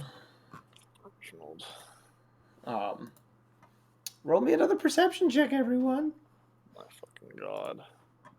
As you've exited the cart once more. 11. Okay. I was still holding on to my fucking money pouch, but 8. That's an 18. Kosho's kicking ass with his as well. All right. Kosho and Orion. You all notice kind of moving along the edge of the street. Well, you notice 2 different sights. The first being a kind of this light green-skinned Ganassi in a sailor's outfit. She's kind of moving along. The Nazi. Ganassi, not a Nazi. She is moving along and Ganassi. seems to be ignoring most people and is kind of looking around. Seems to be almost looking for someone. The other individual you notice that seems to be kind of off from this environment, considering you are landlocked. You are far from any oceans. The sailor seems kind of odd. But the other one you notice is there is another tabaxi, a black furred tabaxi that you notice, dressed in a black robe that seems to cover roughly half of her body. It's almost like a cape that covers like the left side of her or the right side of her body. And with her, there seems to be a orc following behind her, as well as a gnoll that seems to be walking with her, as she is casually making her way down the street, looking around. And as she kind of looks around, you get a glimpse of her eyes, and they're not your normal tabaxi eyes. They seem more reptilian, almost. Wait, what was draconic. it was a black tabaxi and a gnoll and what else? An orc. Orc. Okay. And her eyes, they're these almost purple, bright purple, almost draconic eyes. And she seems to be kind of surveying the scene, looking over the space. And as you guys kind of look at her, you also notice Kellic seems to almost back into an alleyway. Wait a second. I recognize the black tabaxi. It is not someone you've seen before. It's not the one that I caught. It is not the tabaxi from Grand Helm that you had caught in What? Kellic's room. This one seems older than that one and Yeah, you This- racist. This tabaxi seems significantly different than any tabaxi you've ever seen. And she is kind of making her way down the street, generally in your direction, but more to like pass you guys because she's not really paying attention to you. And Kellic has slipped into an alleyway and is currently huddled behind, like kind of moved himself behind a few crates as he's kind of watching. And you could tell if he could sweat, he would be drenched right now. Based on how he's acting. I guess I'm going to like out loud acknowledge the Genasi, and then I'm going to look at Calic and just be like, "Do you recognize that tabaxi over there, buddy? Were they the ones that dug you into the hole?" He doesn't quite answer you. He for a moment he seems almost unable to speak. He looks like he wants to say something and it comes out as just almost odd sounds similar to that of a whimper. And then he kind of covers his mouth and he slowly sinks to the ground behind the crates out of sight. Just give me a thumbs up or a thumbs down if those are the people that attacked you. He kind of holds it halfway. I'm saying that is a yes, Calic. Do you want us to confront them? He holds a thumbs down. Okay.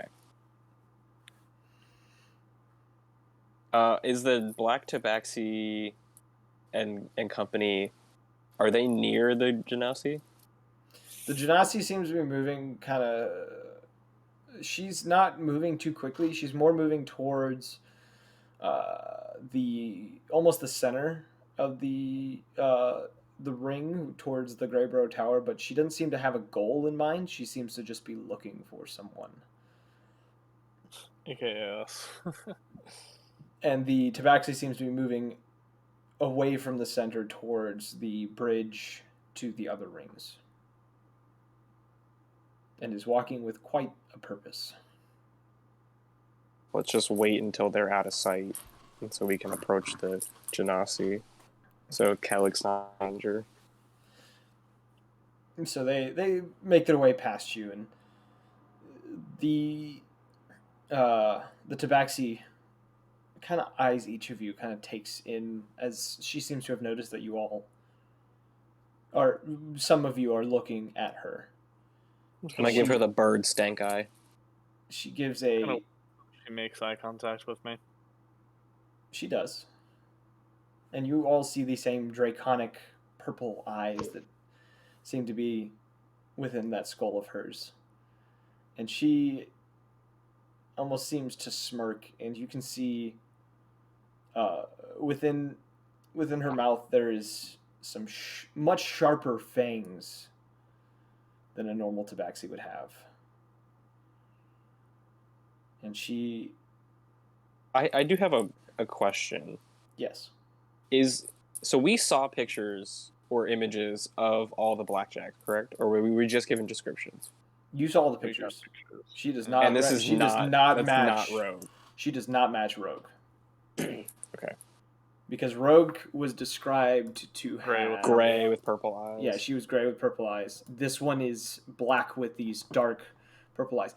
Kosho would notice this because he rolled the 19.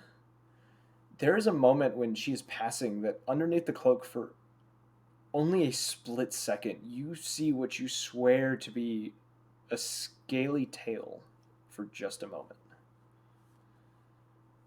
And she continues to walk past you towards the bridge,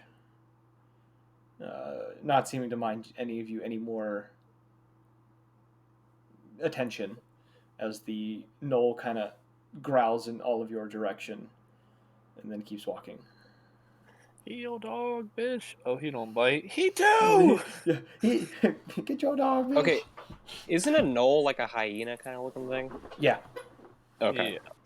Is that spelled with a G or a K? A G. G. Okay, I did have it spelled right, damn it. Okay. Interesting. And you said, okay, this just randomly before, when I was in the burrow and I saw the kobold with the wings, was that Kit or was that a different one? You would have was recognized Kit. it. You would have recognized it as Kit. Okay, so Kit had wings. Now that you've seen him, you realize he has wings because that wasn't something that Greybro told you because Greybro didn't know. Interesting. Okay. So we have a kobold that is more dragon-like, and we have a tabaxi that is more dragon-like.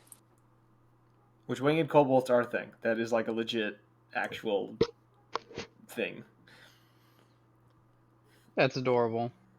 They are adorable. I love kobolds. But this tabaxi and her little posse make their way over the bridge, and Kellic slowly kind of re-emerges from the alleyway, tail tucked, still whimpering a little bit as he watches her disappear from sight. And he is visibly shaking. You can hear his armor shaking. And as she disappears, he seems to almost let out a sigh. And the shaking, which doesn't entirely go away, reduces significantly. And he takes a seat on one of the crates and kind of puts his head in his hands for a moment. Just kind of recovers from what just happened.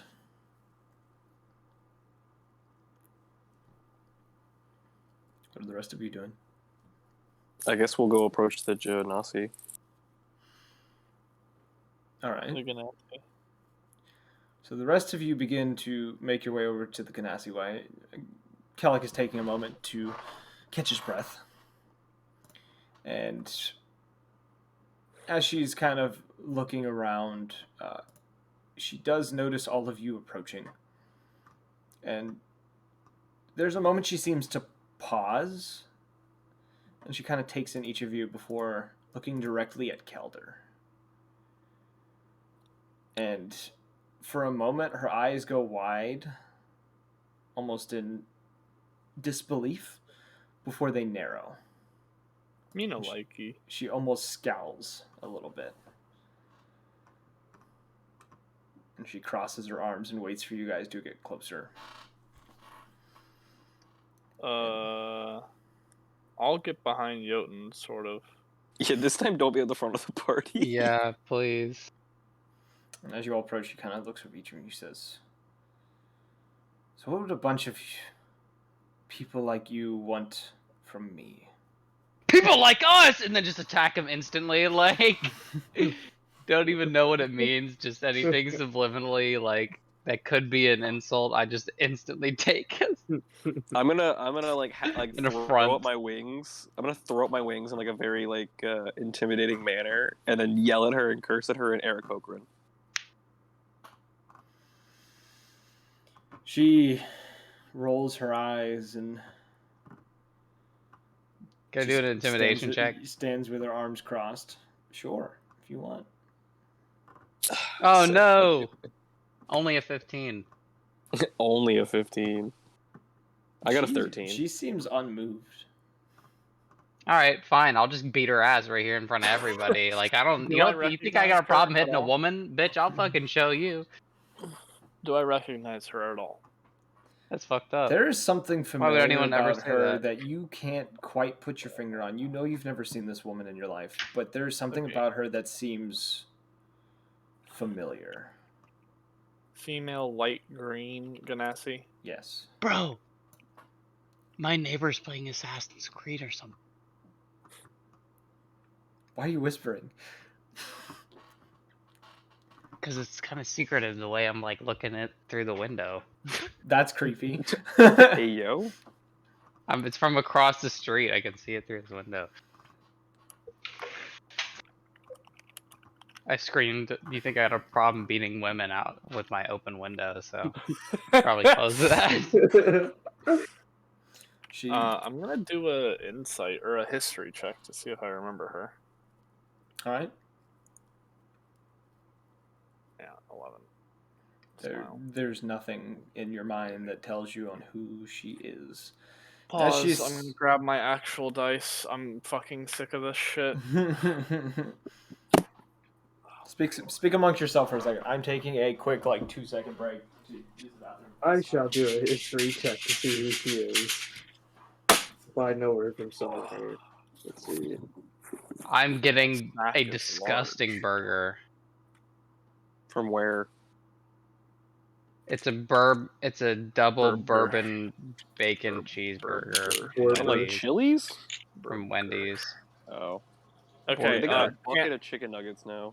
I hope you know I'm rolling my D30 every time I have a skill check, by the way. Let me take off Why? my selection. Because it's funny. And I have a D30. Ha ha ha ha ha. Let's roll to see if I get anything above a 10 like normal. I don't know, bro. I think you need to like get some like 7! you need to get like some rosemary or incense and like decurse your dice. Take it to a priest. I think a D100 just looks like a golf ball, and you just roll it on. Yeah, you just roll it until it stops. As it just vibrates through. It wouldn't vibrate. It would just be like a golf ball. It would just keep rolling until it eventually Whoa. stopped. Rolling. Okay. Rolling. So none of you even recognize this one either. You've never heard of any tales of any important Ganassi sailors of any kind, especially not female. There aren't many. Yeah, especially not female. Exactly, is what I'm saying. What I'm saying is there's not many female sailors that are famous. Yeah, I Looking this know, way. right? Like, They're a why would woman. there be? You know? And Bonnie. Oh my I fuck. didn't say there isn't any. I'm saying there are less of them than men. Whoa! Sexism in D&D? I'll be right back. Sexism He's gotta in my leave. D&D He's gotta take a game? break after that sexism you just dropped. I'm still here. I just have to take off my headset. Put on my headset. I definitely heard every word you just said. He said he had to take off his headset I'm back. because he's gay. What? Oh. How could you? And she, you're kind of standing in front of all of you, just arms crossed, and she almost seems to lean a little bit and look straight at you, Calder, Amazing. and just says, "Nothing to say, Parch."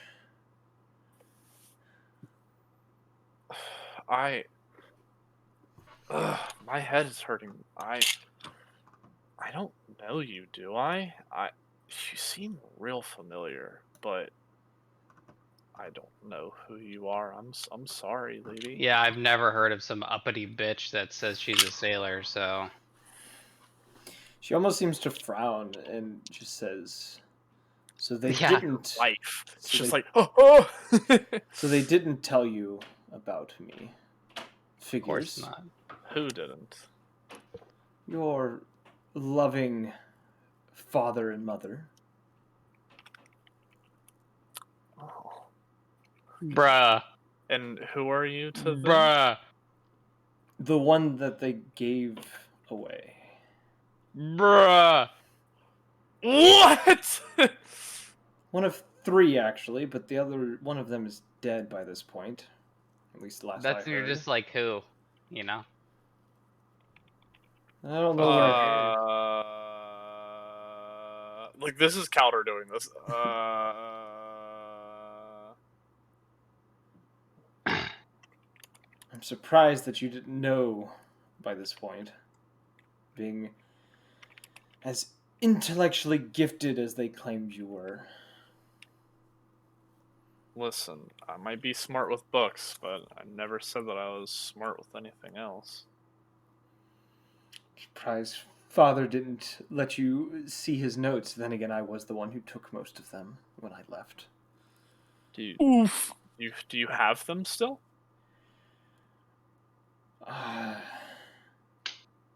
Some, but most of them were taken by a dragon turtle that took one of my previous vessels down. Uh-huh. I'm sorry. What is your name? Sister, I guess? Jasmine. Of course it is.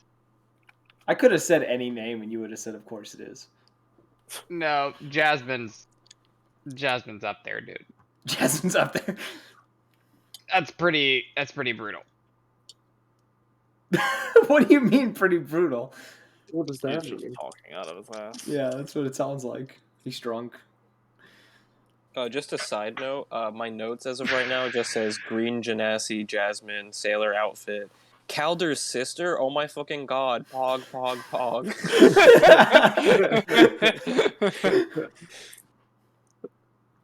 See, the funny thing is that when I made this character, I made the lore be like, his parents were scholars. They didn't have time for intercourse. But okay, And Tyler. also, with your backstory, you weren't born via intercourse. You were born via other means. Which is that why I were was the accidental. quote-unquote only child that I knew about, apparently.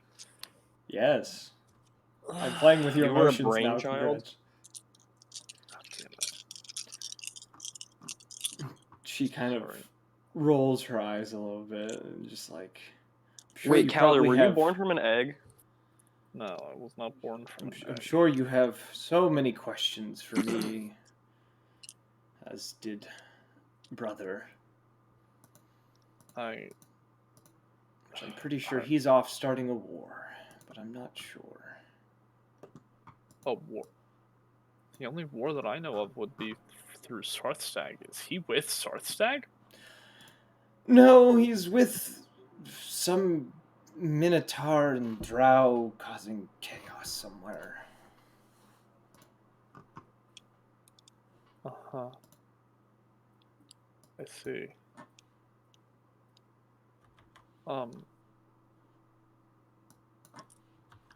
Though he was Right. significantly older when I saw him last, he must have fallen under a curse or something. Gambled away years of his life, possibly. I have no idea. Uh-huh. And I'm sorry, this is just a lot to take in. Are you gonna stay in town long? I have nowhere else to go at the moment. Good. Mainly because my previous vessel was destroyed, and I was promised a chance to get a hold of a space jammer, but that was destroyed not long ago. The space jammer being destroyed? Yes. That's basically unheard of. What happened By in the what? mountains, someone didn't want the one who was supposed to be giving it to me to give it up. Sent a few dragons. They ripped it to shreds, took the pieces, and I am left without a ship. Uh-huh.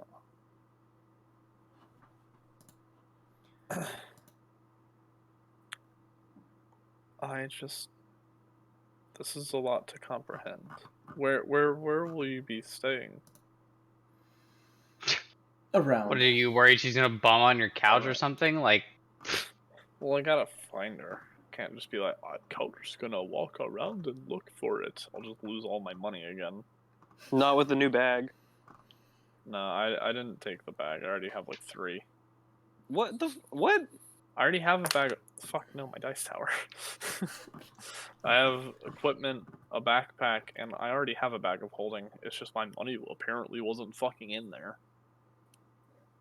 People But can do you reach have a into a bag loaded of one? holding, dude. You can reach into a bag of holding and take something out easily. Obviously. So just give me your bag of holding and you can get the bag of holding. Bruh. You don't want what's in my bag of holding. I don't want what's in your bag he's of basically holding. saying he doesn't trust you. Just trade No. the bags. No, No. Oh, you don't understand. Here, we'll do this later. But I'll just ask. I guess tell Jasmine that she can find me in the Sphinxburg if she wants to come tonight and talk. We'll Calder see has if questions. we'll see what the day does, but sure. I'll try to make it.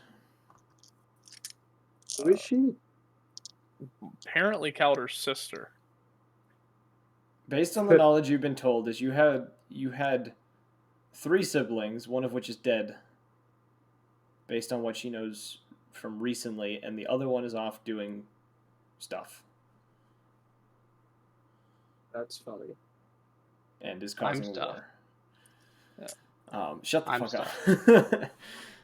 up.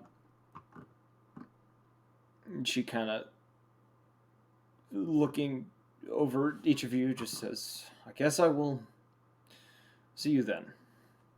I continue trying to figure out who I'm looking for.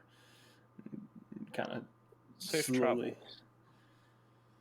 She kind of throws a hand up as kind of farewell, not saying anything back, and just kind of walks off. Kellic kind of wanders over and just, who was that?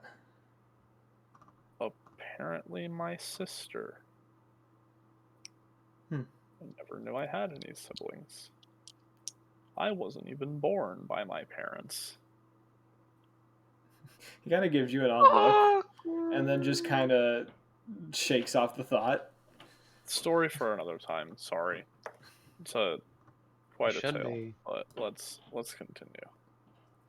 I'll reach into my pocket and pull out that paper. I guess need to go get my money back and head to this address. Jotun, if you want to come with, Ryan and Kosho, you can take Kellic and try and get some more information in some of the taverns if you want, but I don't know if this guy wants any more guests than just me.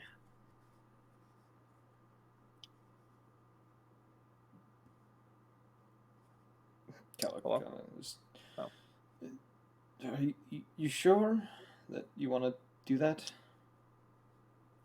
He doesn't say specifically that I can't bring friends, but he says that he needs to talk to me, so I don't know what he's gonna talk with, but hopefully it's his mouth, not his blades. Jotun should suffice for any defense that I need. He gives you Plus- kind of a nod. Plus, we can't waste daylight trying to find more information. I have a feeling that if we stick around for too long, weird stuff's gonna start happening. That is a possibility, I guess, yeah. Hold on, wait, what time is it in game? Right now it's about noon. Well, you guys spent a bit, about noonish. Between noon and 1. Probably something like that. Based on Nah, what we you can tell. should wait till like way later till to go into like, the deep districts. Well, y'all don't have to go there. Y'all can go to the top ones. Go back to the center. Go gamble. Because gambling houses are open 24/7. I'm fairly certain. Yes. Yeah, but usually the fun stuff happens in the, the AM PM region. Well, yeah, but you could be asking the bartenders, the owners, stuff like that. Try and get the down low stuff. I suppose. Are we still trying to find Mr. Man from the other casino?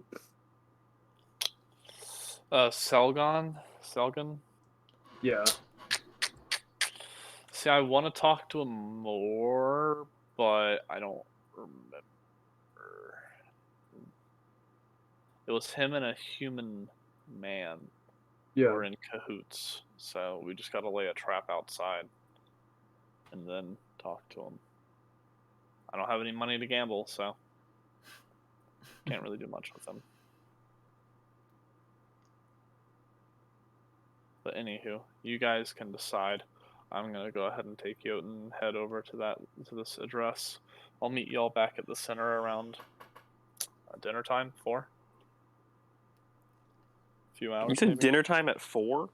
Dinner time or 4. Like in a few hours, maybe, because it's close to 1. All right, I guess we can head to the other Sure. tavern that we didn't go to yet. Yeah, that works. What we're heading to. All right. Me and Jotun are gonna head off to that address. So we're going to get to your story in a second, Calder. The rest of you, what tavern are you saying you're going to? Paul, I get to throw in my trash. The Snake Eyes? All right, you guys make your way through the town and got to this tavern. Um, this one seems a lot more busy than the Borough Tavern. And you guess that to be because it is also a gambling hall. As you enter and you see quite a few rowdy individuals around various tables, there seems to be various card games happening. Some with dealers present, others with just groups that have just started their own game. Though you do notice that every table seems to be filled here. And off near the bar, off to the side where there are many tables and such, there seems to be quite an assortment of individuals who are heavily drinking right now, even though it is just the middle of the day. Kellogg kind of looks over the space and he looks a little unsure and kind of looks to each of you. Just Is there anybody that we recognize that we're looking for? roll a perception check. That's, what is that, a 10? Yeah, a 10. Okay, what about Orion? I did roll. Oh, you both rolled a 10. Oh, no, just kidding. 14. Looking around the space, you don't see any. You see a few familiar faces from the other tavern that you had gone to. People that seem to have just switched between doing some tavern jumping, per se. But they're not of anyone of interest. It's kind of just seem to be regular patrons. Surprisingly enough, there's actually not a group of kobolds within this tavern. Neither are there any goblins or anything. It seems to be more. There are a lot of humans, elves, half orcs, gnomes, halflings, things of that nature. A couple tieflings. There are Anybody one or two lupins the- here as well that seem to be on their own. Anybody with a blackjack insignia? You do not notice anyone who has anything that would resemble the blackjacks. Gotcha. Based on the knowledge that you have, there's no one in sight. I'm going to go up to the bartender and I'm going to talk to him and be like, hey, I have a fantastic idea for you for business. You take juice and you mix it with alcohol. What kind of juice? What kind of juice you got? I feel like, apple juice, orange juice, with Orang. maybe like a clear liquor would probably be pretty good. Let me see what I got in the back. And kind of casually, it's a half orc individual, kind of bigger man, just kind of strolls into the back. Is back there for a few minutes, Shuffling around. shuffling around, just kind of grabbed the shit. just like looking around, seeing if they even have juice. Comes back around, and he seems to have a container of what looks to be orange juice, but it looks a little questionable. Oh no. Is it too pulpy? It looks it's slightly discolored, and it looks like it's probably been back there for a while.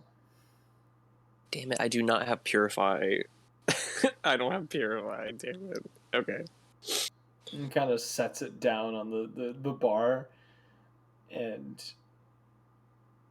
he looks at you and just says, you want me to mix this with something? Maybe I'll just hold off for now and find fresher juice. But I'm just suggesting that might be a great thing to add to the menu, so patrons that are here during the earlier hours. Specifically when the juice is fresh.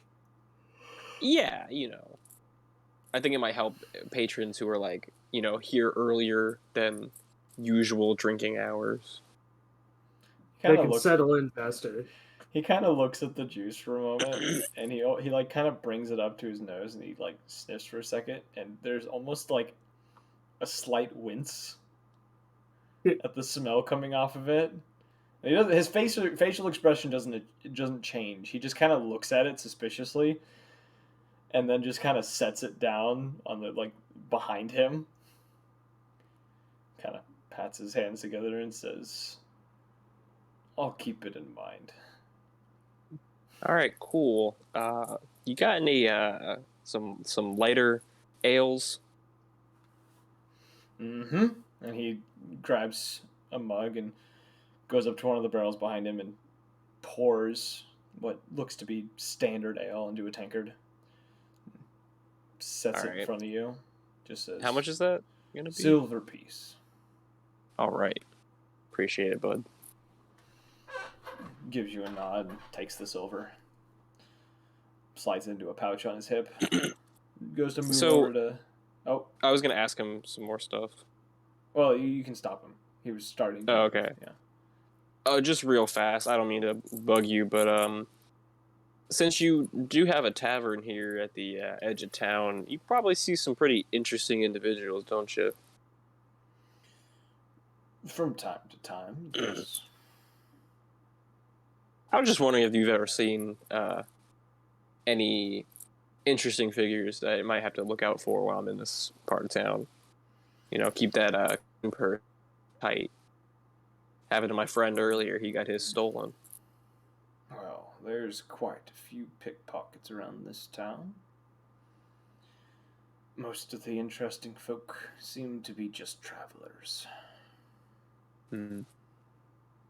Occasional Loxodons and Leonins pass through here. But those are probably the strangest. You know, I never ran into a Haragon. Have you seen any here? About 3 or 4. Okay. I'm just like, where I'm from, I've never seen one, and I just haven't seen any around here, even though this is a very diverse city, Same with satyrs. I haven't seen any satyrs either. Don't know any satyrs. Though I have heard them being more prevalent down south. I gotcha. Well, I appreciate it. If you see any other interesting figures, just let me know. I'd love to hear and keep an eye out for them. Mm-hmm. And I guess I will continue to drink. He kind of shifts over to someone else who starts kind of waving a hand on the other side of the bar and kind of makes his way that way. We're going to jump to Calder real quick. And Yotam. Yo, yo, yo. You guys move through several alleyways and down a couple streets, kind of following along with this address, trying to find it to the best of your abilities with your limited knowledge. And you do come across a place. It is what looks to almost be a warehouse of sorts. And you notice that the lock on the door seems to be undone. And it is a simple wooden door that seems to just have a lock kind of unattached and kind of set beside it. I'll just go ahead and open up slowly and be like, kind of talk loudly. I got your note. You just wanted to talk? I just want my money back. I thought that would work. You don't see where the voice is coming from, but you can hear it. And within the space, it's a bit dark. There is a few things of light that seem to be lighting up a section of this warehouse. This table set in the middle, and upon the table there is a coin purse that is sitting there. I'll talk first, money later, or can I go ahead and grab that now? Feel free to grab it. I don't mind. I'll mage hand, grab it, and just pull it back towards me. I assume you have so many questions. Yes. And no For answers starters, who for are any you? of them. You know who I am. We've spoken. Twice Do I now. recognize the voice? You do not. Oh, You do not recognize the voice. I don't. And I'll say any name that you've given me in the past, or do I just make a hunch? you know my name. Your little employer has already given you enough about me and my compatriots. And as y'all are busy people. as those words are spoken, a set of yellow eyes kind of appear in the dark on the far side of the this warehouse, just staring at you. And it almost feels as if you are being stared at by. Oh, you almost get the sensation of a small animal being stared at by a predator. As he just stands there in the dark, where you cannot make out his outline, with a pair of yellow eyes staring at you. Okay. I'll just say, well, if you just were gonna tell me stuff that I already know, you kind of wasted my time. What do you actually want? I want to give you my side of what has been going on instead of what your employer wishes you to believe. Making us out to be self-bettering criminals who simply steal to steal, which is not the case. Yes, I have bettered myself doing the things I do, but I feel that I am fighting a greater evil than what I've done. The eyes seem to shift a little bit and almost seem to be moving closer to the light. It says, I believe that those that we've helped are the same people that Greyburrow has left to rot in those outer rings. But that's just how I see it, and I obviously expect the one being stolen from to see it otherwise.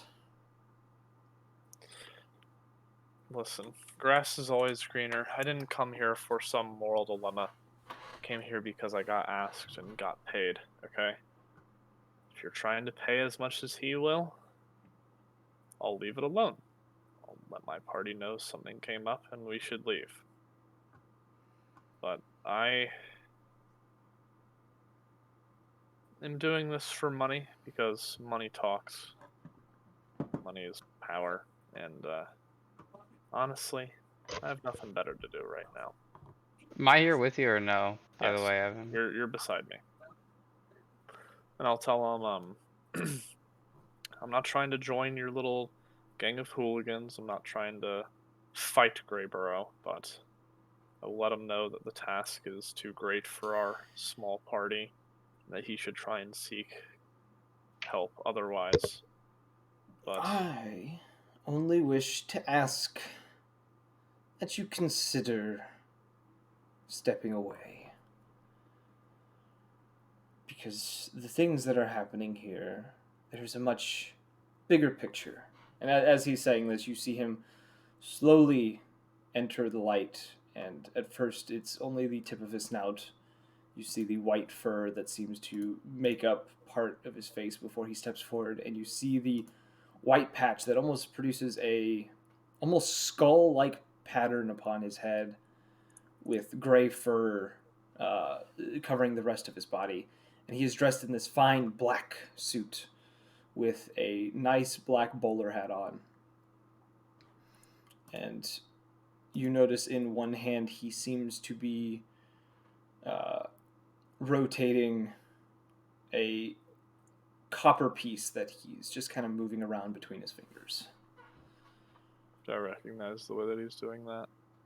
It looks like something you've seen street performers do with coins before they make them disappear. Oh, okay. Kind of like the juggling between the fingers. It's kind of rolling. Yeah, no, I knew that, but Cell gave the Dragonborn that at the thing. He gave him a platinum piece, not a copper piece. No, I know, but he did the roll thing. Yes. And as he steps forward, he says, "Because if you step away from this, I can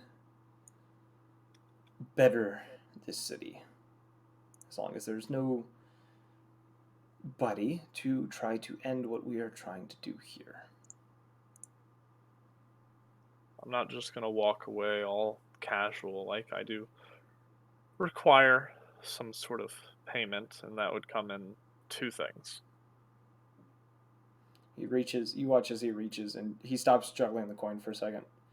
He reaches into the suit and he pulls out a mirror with obsidian edges. He says, "Would this by chance be one of those things? Because I know someone who really wants this, and I'm sure you've probably been in contact with them by this point." Sadly, yes, that is one of the things. That man is a bit annoying, but can never seem to dodge him. I guess you understand that full-heartedly. If you don't mind, then I'll send out my mage hand, like open palm up, asking for him to put it in there. He says, "Before we do that, what is the other part?" Just information.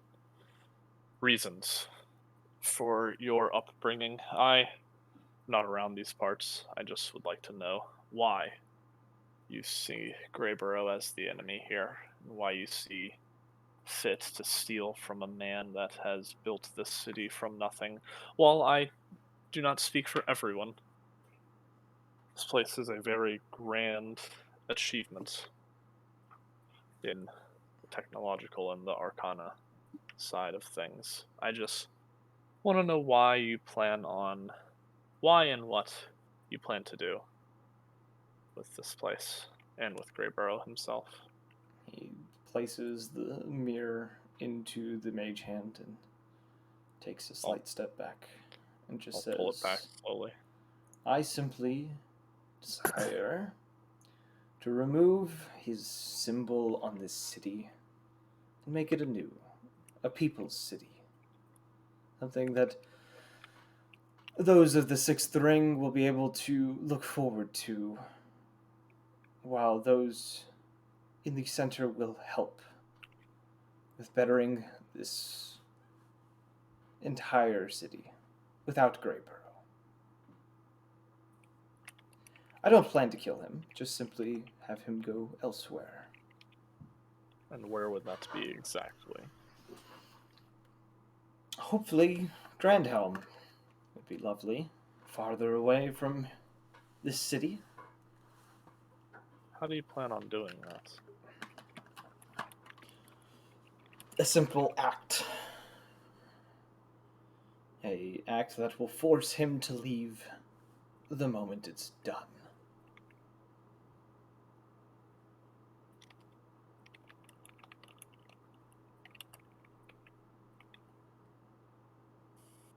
And when do you plan on doing all of this? I can't just disappear within a single night. I can't tell you specifically when it will be done, but soon. Week? Month? Year? Less. Less than a week. I see. And how do the people of the rings feel about this? Excluding the center, of course. You've talked with some people who have personally met me and my colleagues, and they said nothing. And you seem like a real Robin Hood for this area, but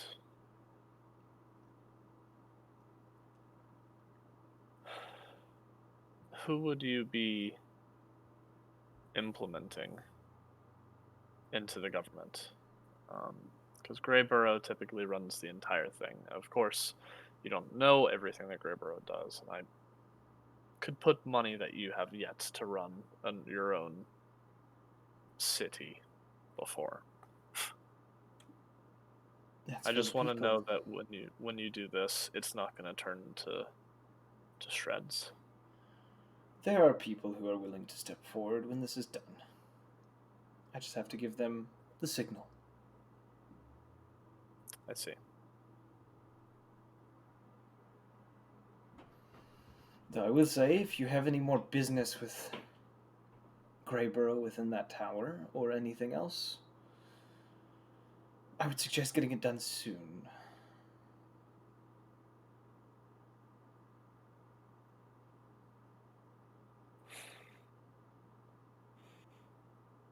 We'll meet here tonight to conclude our business. I must go talk to the rest of my party. I have a feeling we'll have some interesting opinions, but I may or may not be able to sway them. I fear, as the worst case scenario, is you try and signal your people to come into government, and either they disrespect the people, just as Greyborough has, or see that Greyborough's job is not as easy as it seems, and this place goes to chaos. But I would be long gone by then, so it would only be a distant memory. So There will only be chaos for a short time. But once I'm done, and the dust settles, the city will flourish in a way that it's never done. It's only taken just over a year to get to this point. And you notice as he's saying this now too, you are noticing that there are several magical items on him as he is saying this. You notice underneath the suit there is a set of very this rune covered armor, leather armor of sorts. On his hip you now notice this crossbow covered in dragon scales. On his hand, on each hand he's wearing a ring, one of which you recognize as a ring of protection. The other looks like this golden ring with a almost like an eyeball embedded into the top of it. He's wearing what looks to be an elven cloak that kind of hangs off the back of this suit. And the hat, now that you're getting a better look at it, looks to have runes engraved, or not engraved, but embroidered within the rim of it.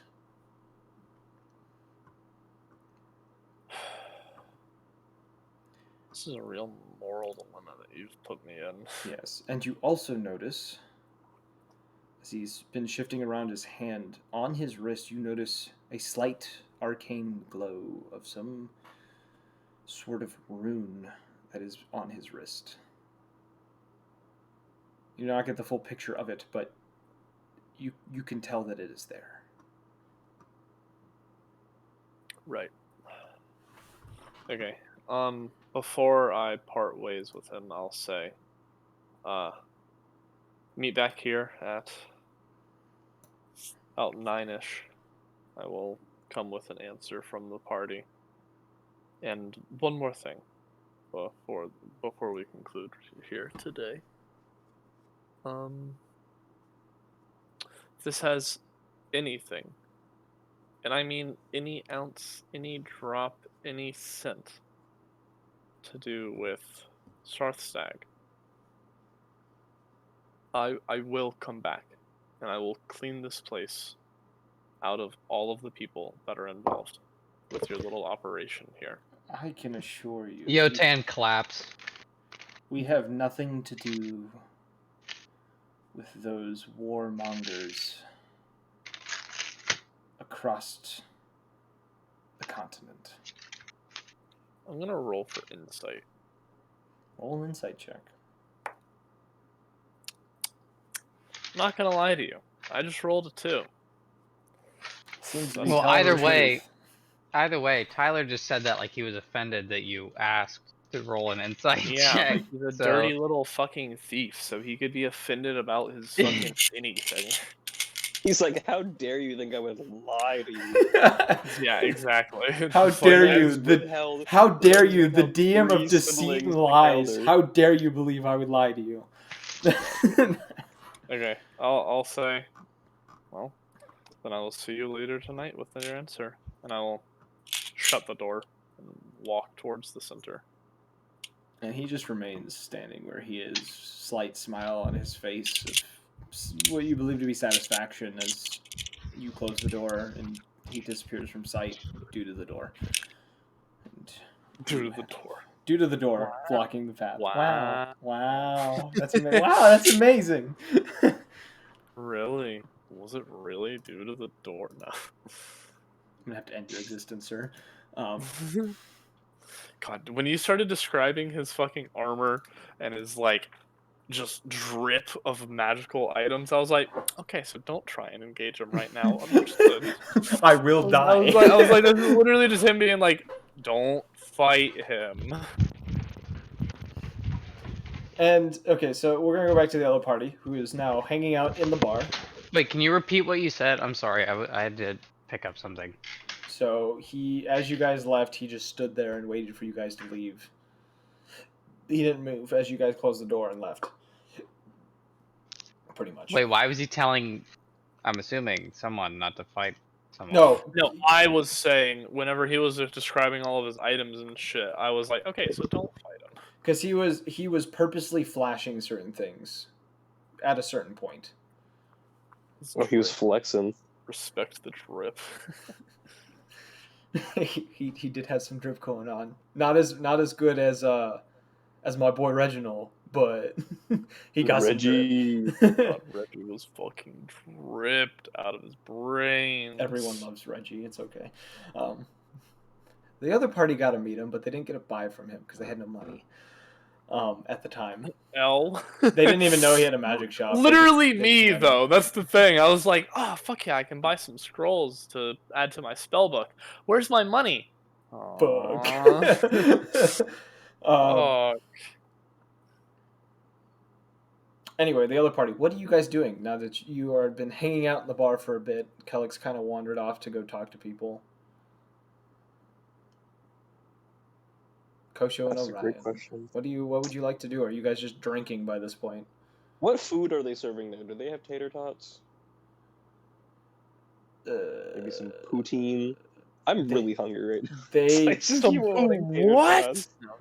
they would probably have some sort of kind of chicken with some like Excuse stuff. me? Yeah, they have chicken. They got chicken for you, bro. Birds can eat birds, man. That's funny. Hawks eat other birds. It's okay. I know they do. I just like this funny. The first thing you said was, oh, they have chicken. Chicken. Didn't even think about your race. Just was like chicken. I'm just picturing you. Gets handed a plate with chicken. How That reminds me. fucking dare you? Devour it. No, I would devour that chicken. Last night, me and Blake were playing DayZ, and we were in a group, and we like enslaved this guy, and he and we like forced him to eat human meat, and I kept calling it chicken, and I was like, "Eat this chicken, bud. Just enjoy this chicken." And every time, and he kept getting sicker and sicker because he kept eating human meat. Oh God. So, so I was like, "Here," and every time you could see him throwing up, I would just be like, "Here, you just need some more chicken," and I would just force feed him some more. You just need meat. more chicken. Just eat the chicken. The Chick-fil-A cow be like, I literally laugh at that, but I have a Chick-fil-A sandwich right to my left that I've just been holding on to in case I got hungry. I'm sorry. It's just like in your back pocket. It's Nah. Wednesday. Do you not keep a back pocket chicken sandwich, bro? Yeah, Like everywhere I you used go. to have a chicken sandwich I would just keep in a drawer my old desk. That sounds terrible, but it also sounds super like ingenious.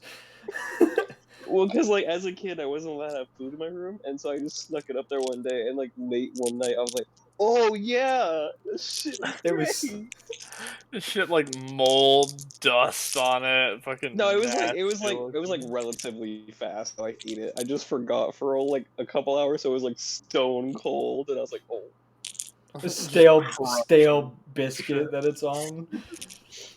basically." Anyway, all right. So, what are your passive perceptions? Out of curiosity, I think mine's 13. Yeah. Koshio. Koshio. Where would you find that It's exactly? underneath your Top senses, left. underneath your saving throws. Guess I'll look up Koshio's because he's not answering me. He's mute. He's at 12. I think you guys would notice this. Yeah, Okay. you notice Oh, roughly 15. about 20-ish minutes after you guys had gotten in there and you had spoken with the bartender and you were just sitting there quietly drinking. Kosho hanging out not too far away. You kind of glance over to see, you see a very familiar tabaxi who is slowly walking towards a now backing away Kellic. As he is kind of being almost shepherded towards the back door of this place. Well, Can I check guess my I'm- Can I check my inventory? You're not there, but yes, you can. It's all there. Well, I I have guess to I'm be gonna sure. I'm gonna run over to my buddy Kellic and be like, "Is there a problem over here?" As you go to run over, that same knoll from before steps in your way and begins snarling at you as Kellic is forced out the back door. Okay. Well, I'm going to. How big is a knoll, by the way? This It's knoll like is the size of a roughly humanoid arena, right? this knoll is probably roughly almost 7.5, almost 8 feet tall. Just pure Jesus. muscle. Oh, Okay. I want to fight him. Okay. Well, I am going to summon my wildfire spirit. Oh lordy, we're gonna have a bar fight. Absolutely. Man. He's got to do a deck save.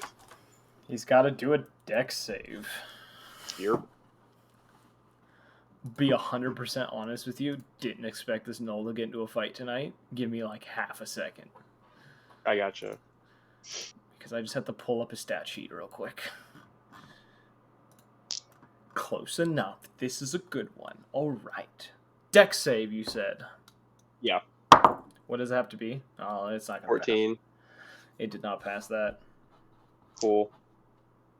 He takes 5 points of is it fire damage? Yeah. He simply growls a little bit at the hit that he takes. And I need you to roll a strength check. Or acrobatics or athletics. Your choice. Okay. Let's see what I get. Is Kosho there? Are you still muted, bro? I got a 17. I'm here. So you are watching this happen as Orion has approached this knoll. This knoll catches you by the throat, Okay. lifts you into the air, and proceeds to drag you out the door with him. I'm sorry, a 17 didn't win? This knoll rolled a 23. You should Okay. have called for backup, brother. Well, that's He is- okay, because I can just fucking teleport out of his hand. Yeah, so he's taking you out the door, and you see outside the door, you see Kellic against a wall, while this tabaxi, who is now kind of leaned towards him with one arm against the wall, is speaking to him while he is looking almost petrified by her presence.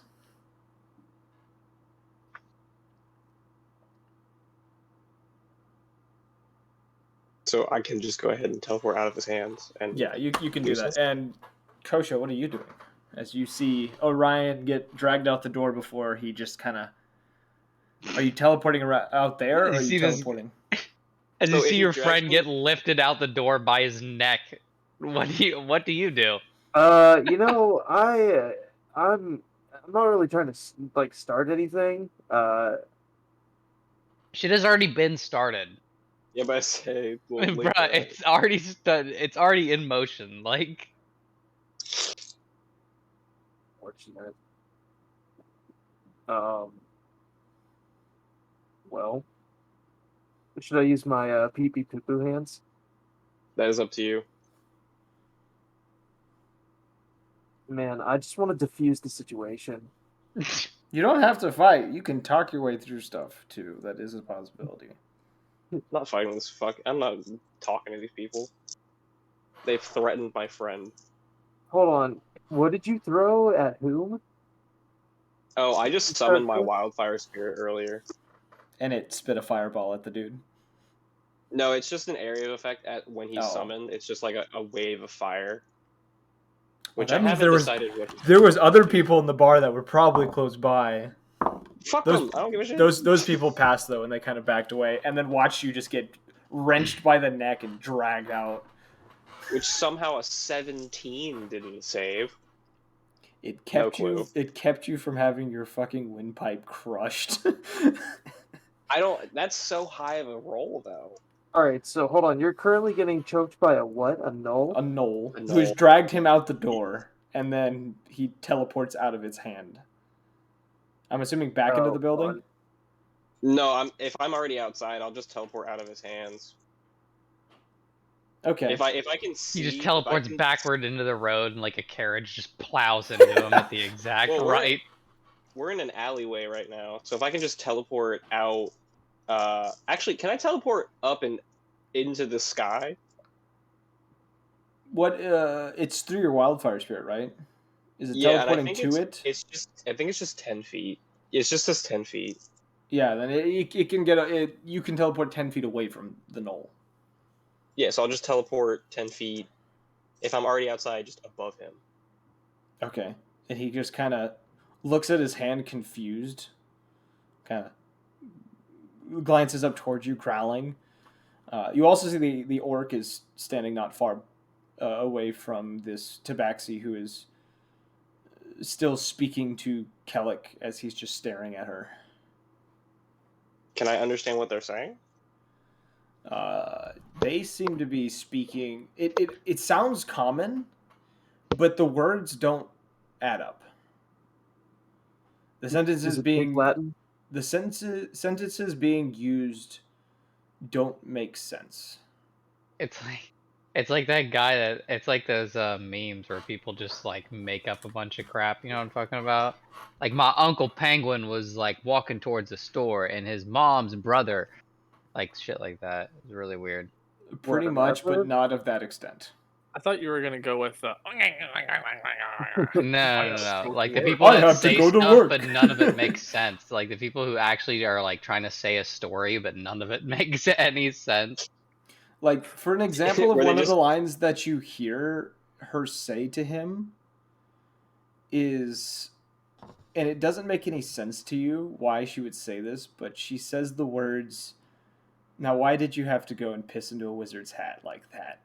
And you have no idea what she's talking about. And he's just staring at her, petrified. Well, I'm gonna have my wildfire spirit teleport him towards me. Cool. I'm just gonna slowly start inching towards the door. Question. Yes.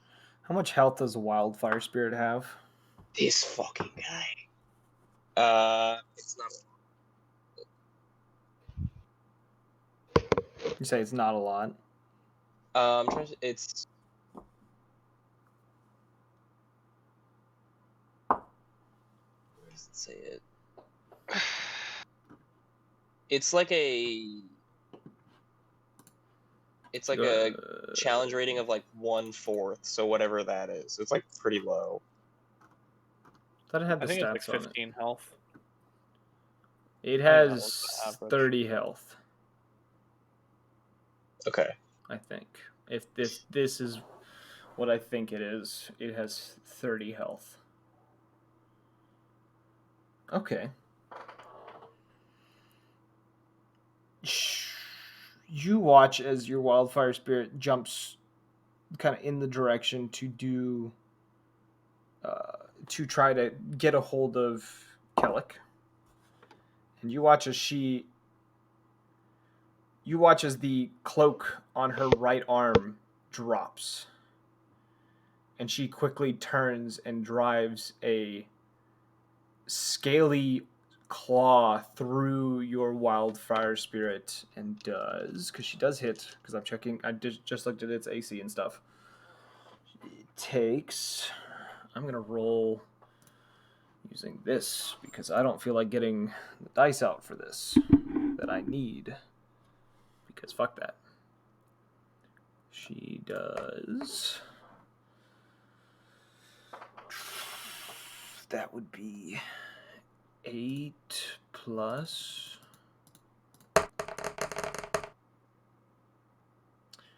She does 32 points of slashing damage as she strikes through your wildfire spirit and dissipates it.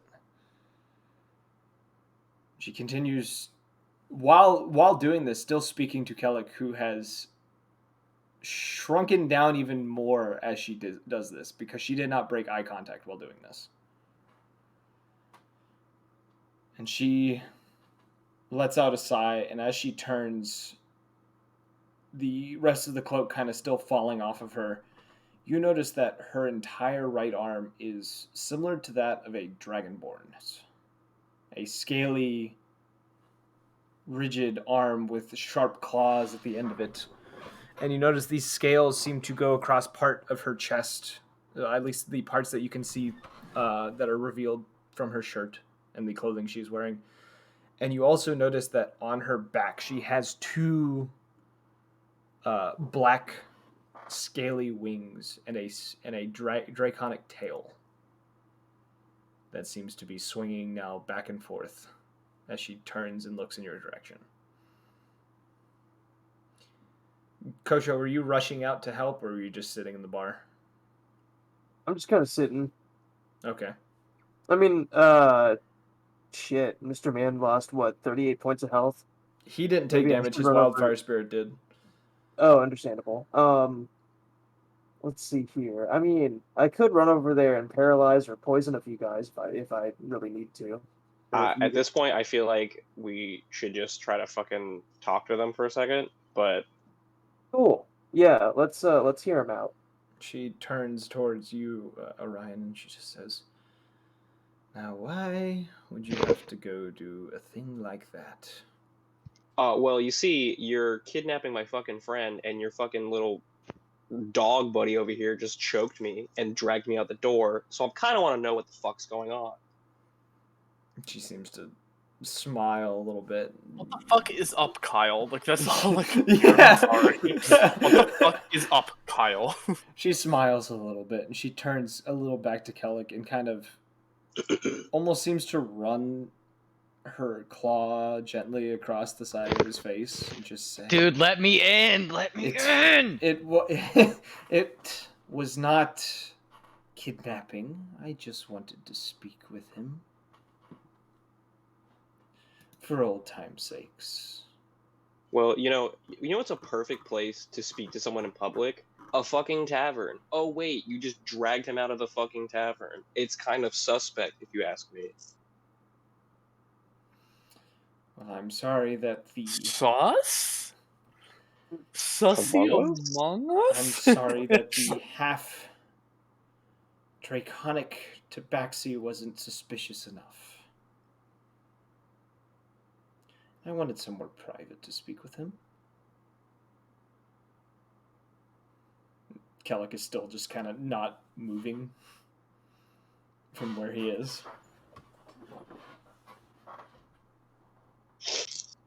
Well, just answer me this: were you the ones that attacked him earlier when we were on our way here, and put him in a chest in the ground? That was not me. Potential misunderstanding of orders given to those who previously worked for me.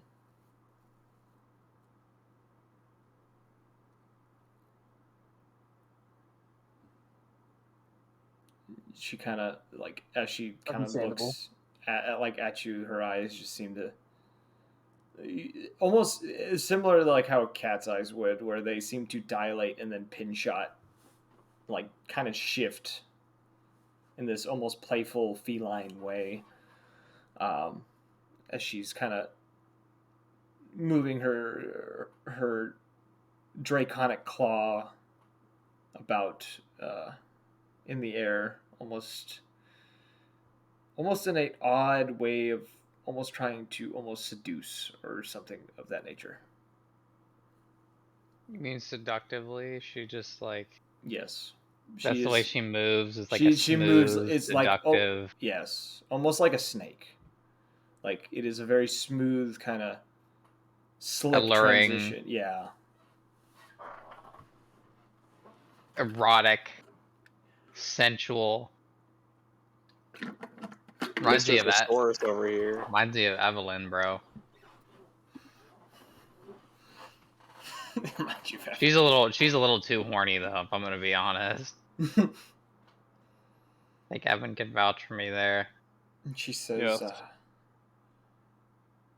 so you do not have to worry about your little friend here. He's fine. She kind of glances back towards him, who still hasn't moved. He's still staring straight forward, like not moving.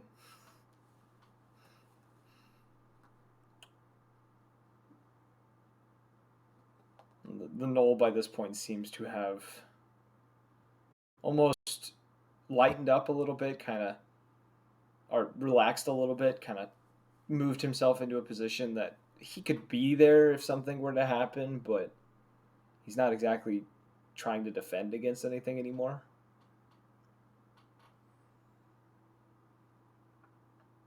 Would you two like to do when this is happening? I don't really know what else to do at this point, because I feel like fighting them would be awful, considering she just one-shot my Wildfire Spirit. This is a lucky. Yeah, we can inch towards the door. Around I'm just this, worried about Kellic, because last Oh, time... I'm here? around this point, this would be about the point that Calder and Yotan would be kind of moving along, and Yotan with his perception would probably be able to notice this. Yeah, But if I notice this, I'm just gonna start charging because I don't know what's going on, and I just see some threatening shit going on. I'm charging towards this. I am going to intercept Yotan so he doesn't do anything. And just stop him. Oh yeah, good luck with that. I'm not gonna grapple you, I'm just gonna like yell out and like fly over to you and be like, alright, let's Bro, hold off there, buddy. why is there no fighting happening? Fuck. Because she just one-shot my fucking Wildfire Spirit, doing Maybe 30 because your damage in Wildfire Spirit's one a hit. fucking bitch. And then the Knoll was able to grab me by the throat with a 17 on the Maybe roll. because you were standing no right in front of chance. him. There is no chance we are fighting these people and coming out in any better shape than if we just let them talk. God. Let's just let him take him then. Who fucking cares about Kellic? I want Token anyway. it's Trinket. You can't even get her Trinket. name right. God damn it. I want Trinket anyway. The other party's not giving her up. They're not using her properly, I bet. They're not even using... Fuck. They're They letting don't her tank appreciate her like everything. I It's did. fucking They hilarious. don't. She's not tanking everything. She's just getting in the wrong spots and taking damage. She's not a very good rogue, is pretty much what it's coming down to. So it's your fault she keeps that. No, I'm joking.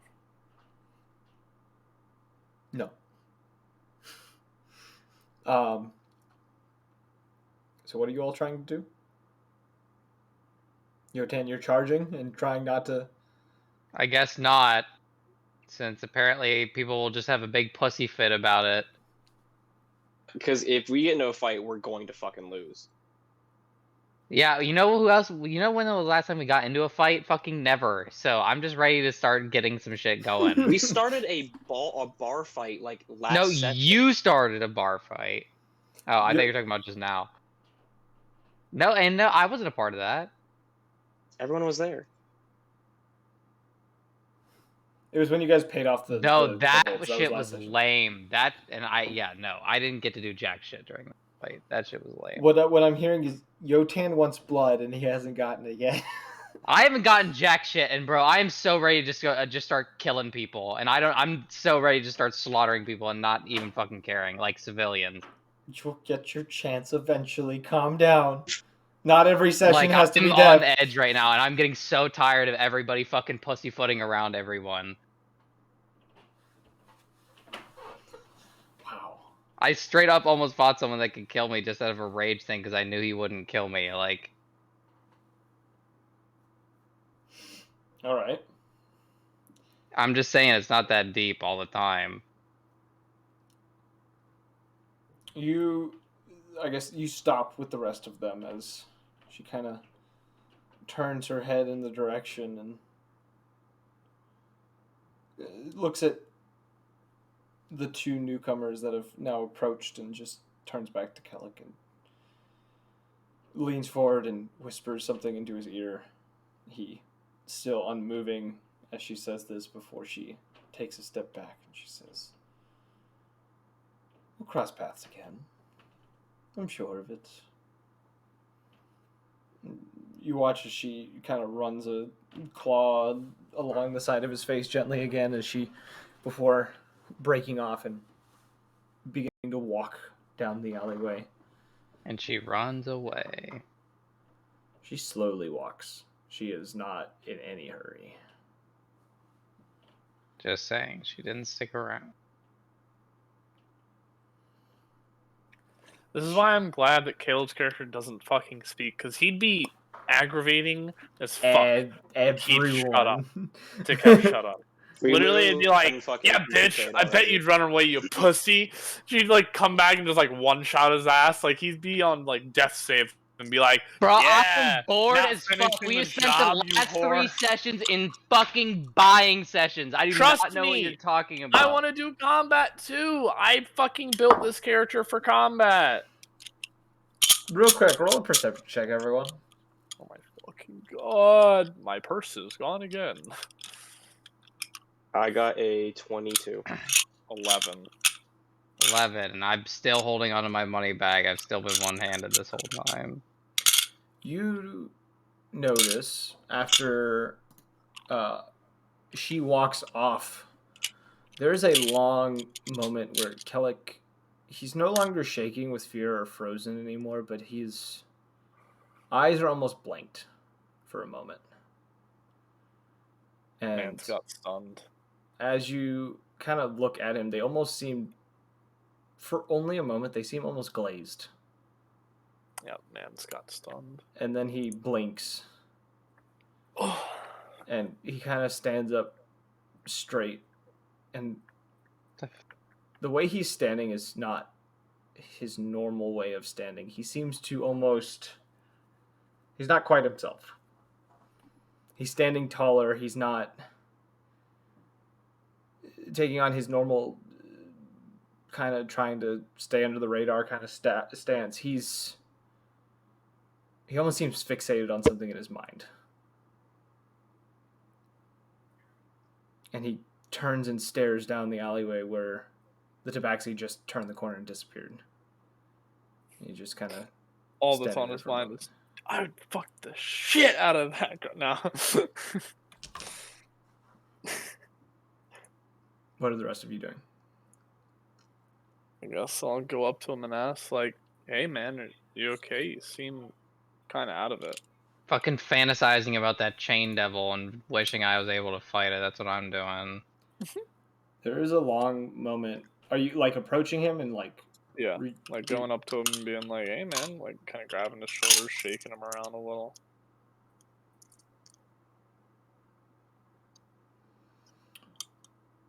Roll a dex save.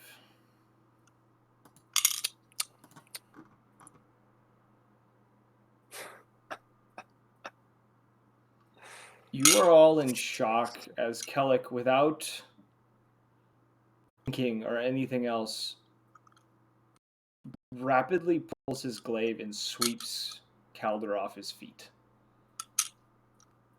And Calder, you're prone, with a glaive pointed at your face.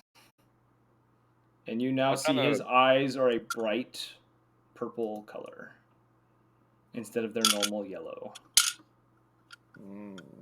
And he seems to have no emotion on his face. Charmed boy. Roll initiative. Bruh. I've had this plan forever. 13. I got a dirty 20. Dirty 20. Kosho with the dirty 20. That was Orion that got Oh, Ryan, sorry. 20. What did Kosho get? Getting voices confused now because I'm not looking at the chat while I'm saying these things.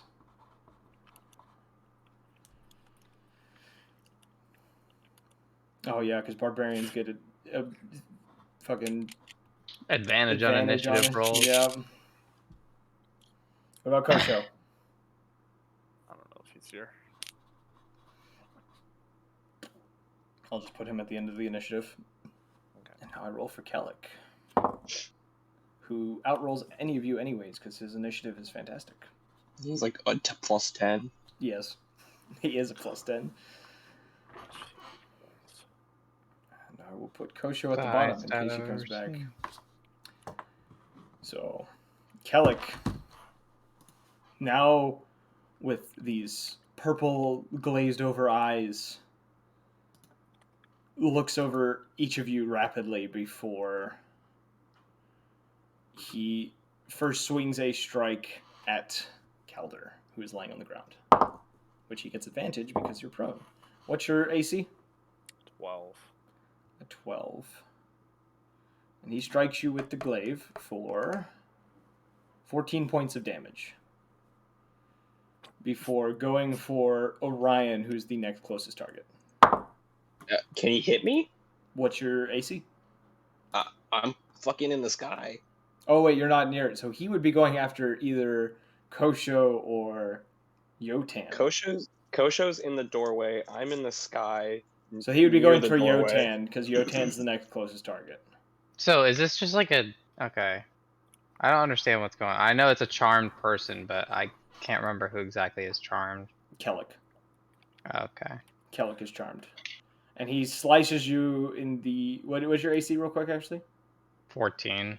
Yeah, he slices you across the chest with his glaive for 5 points of damage.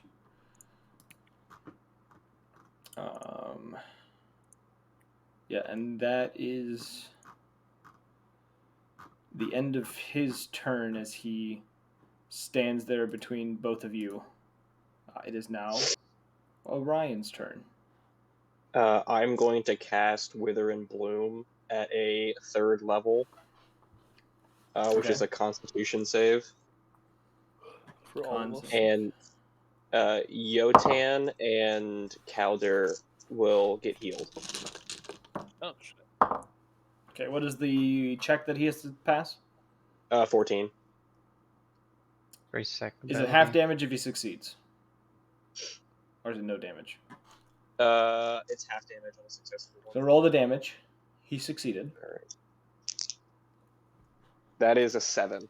So 3. Yeah, 3 points of necrotic We damage. heal 7. Yes, necrotic damage.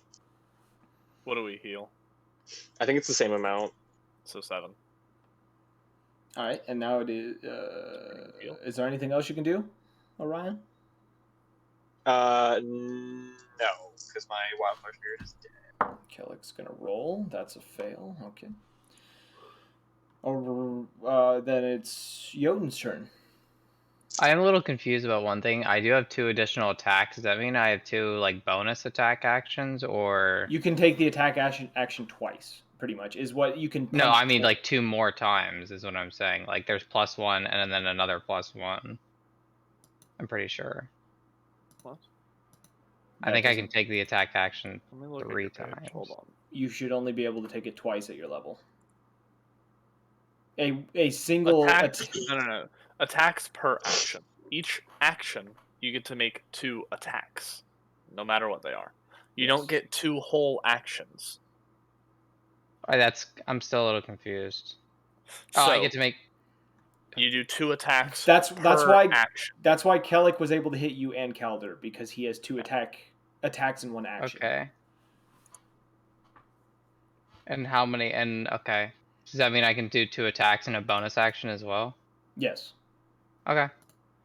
All right. So that being said, I guess I'll engage Kellic. I'll go for a restrain.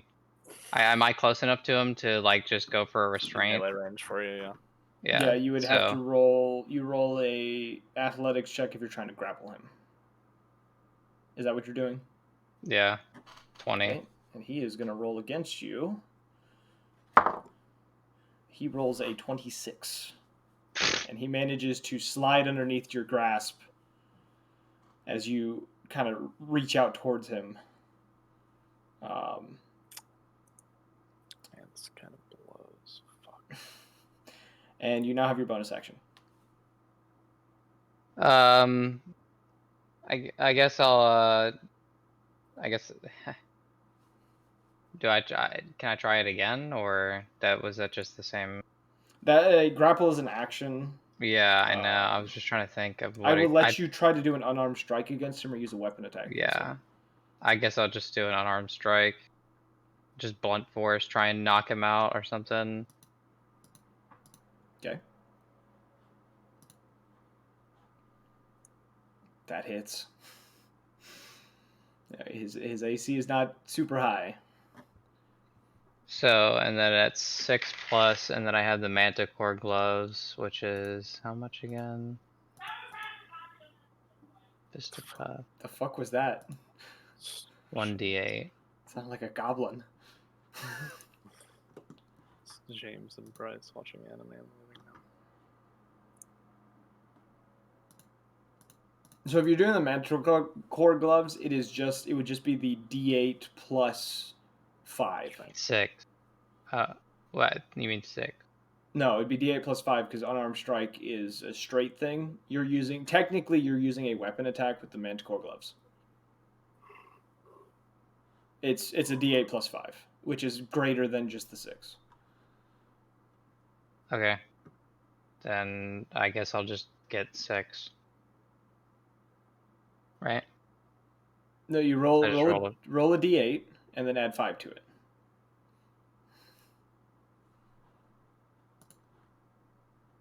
So 11 points of bludgeoning damage to Kellic, who staggers a little bit from the blow. And I'm going to roll another check, which he is. That's another fail. Oh, this the shit. It's now Calder's turn, who is still prone. I'm gonna get up. It's half your movement, which is probably not that big of a problem. No. Oh, fuck me. I forgot I have proficiency in athletics. I could have. I'm gonna cast Scorching Ray, the 4th level. Okay. Roll that attack. 5 attacks. Alright, well, one of them crit. So let's roll that damage first. Yeah, let's do that real fast. 17 points of fire damage. 17 for the first hit. Okay. 2 is a second hit is a 23. Does that hit? Yeah, that hits. Rolling the damage. 7. Okay. Calder's just That rolling hits as all good rolls, bro. 6. 6 points of damage. Yeah. Careful, we're not trying to kill him. I know we're finally getting our chance to fight, but we don't want to beat our own dude to death. 4th I have one more.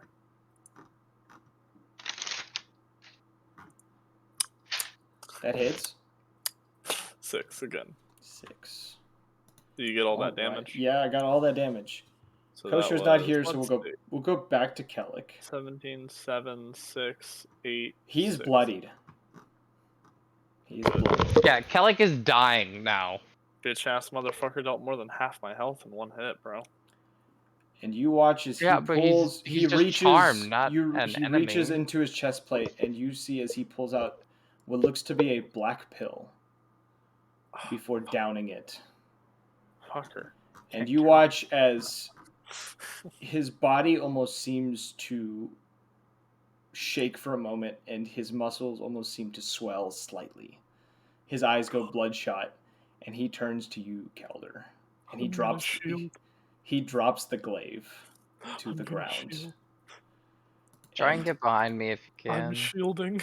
As he's looking at you, you notice that he is beginning to foam at the mouth, and there is no longer humanity in his eyes as he turns towards you. Okay. And he is going to attempt a bite attack on you. Does a 23 hit? Holy fuck! Actually, he has advantage because of the thing that he took. Oh, fuck. Still 23. Does a 23 hit? Yep, it does. Smile. He is going to bite you for 10 points of piercing damage before. You gotta work on your positioning, Calder. I tried, okay. He's going to strike you with 2 claw attacks as he drives both claws into your chest for Oh my god. 11 points of damage for the first Wow. and 11 points for the second. Holy shit, I'm double down. And he is tackling you to the ground. I'm down already. Yeah. Like, So I'm he's on Are you like dead? Kellic is over top of him, biting into his shoulder and tearing into his chest right now. He literally put me at -3. It is Orion's turn. No, he put me at negative. He put me at -14. Noted. I only have 29 health. I gotta roll a check here. And he failed that check too. What armor is he Orion. wearing? He is wearing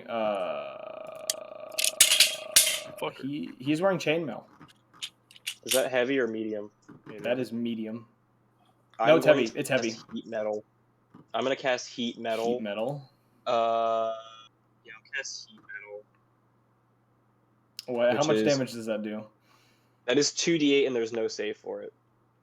2d8 damage. Roll that damage as he is beginning to burn. That's 10. 10 points of burn damage. Yeah, and it says as a bonus action at the end of each. Oh, never mind. It starts next turn. But... Yeah.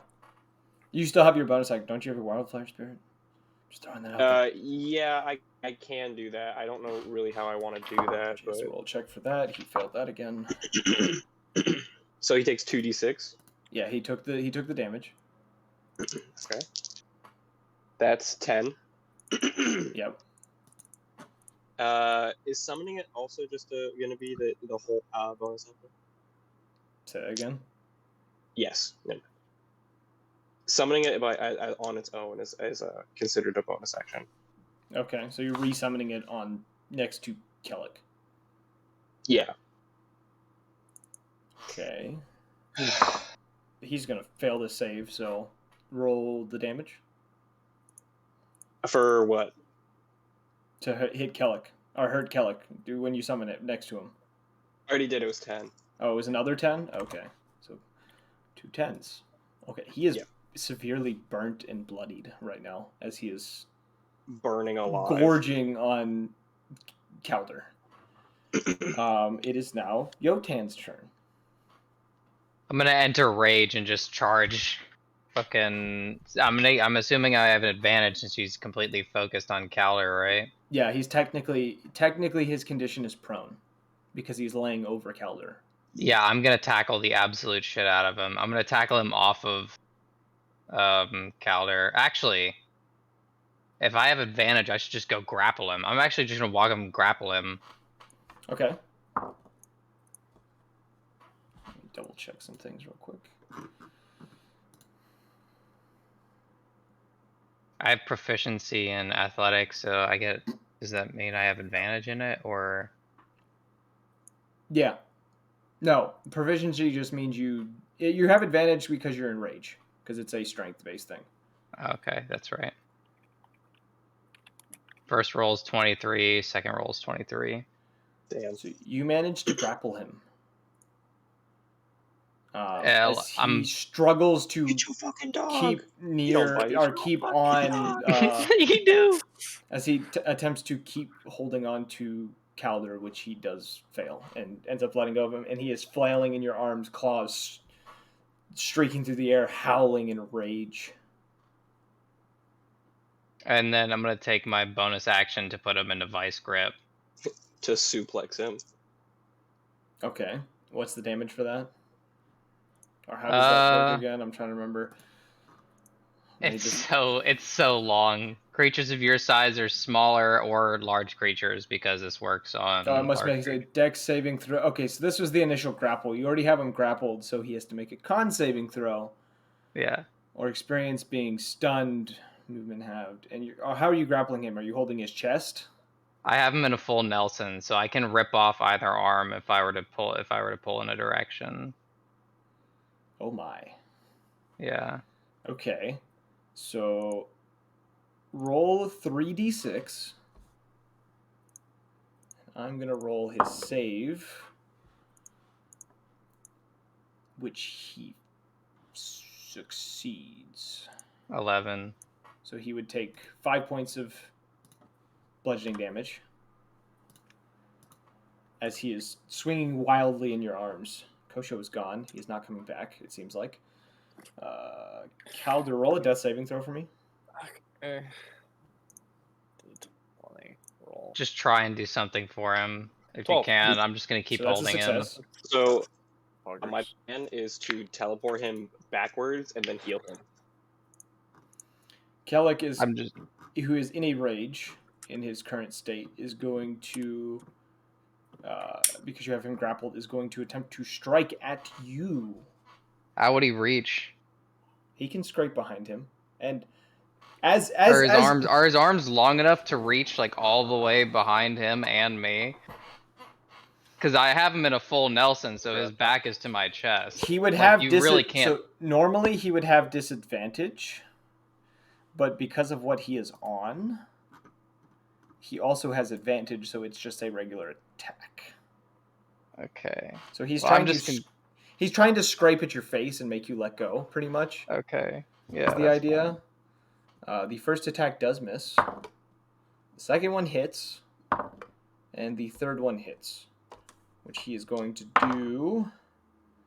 The first attack does 11 points of damage. The second one does 13 points of slashing damage. The 13, I'll take stone endurance. And you notice as he's doing this, there almost seems to be a increase in energy to him as he is swinging at you. How do I? Where's it? Okay, 1d12 plus 4. So I reduced that by 7. So 13 minus 6 plus 11, which was 17. All halved because you're raging. Oh yeah. So fuck. Yeah, he's scraped at your neck. He managed to get some scrapes in on your neck and around your Thanks face. for reminding me of that. Yes, you got to remember that when you're raging. I won't always be there to remind you. Yeah, it's just I'm trying to remember. So 17. What is wrong with me? Dear God, 8. God. Wait, There is we this go. turn done? It is now Ryan's turn. Did Kellic Kellic has to do a save. He has to do a. Oh yeah, you're holding a burning set of armor. So Yotan technically has to make a save as well because he's It's holding the armor. Was it Constitution 14? Yeah, which Kellic fails, so he takes full damage. Okay, that's what was it again? 2d. Where does it say that?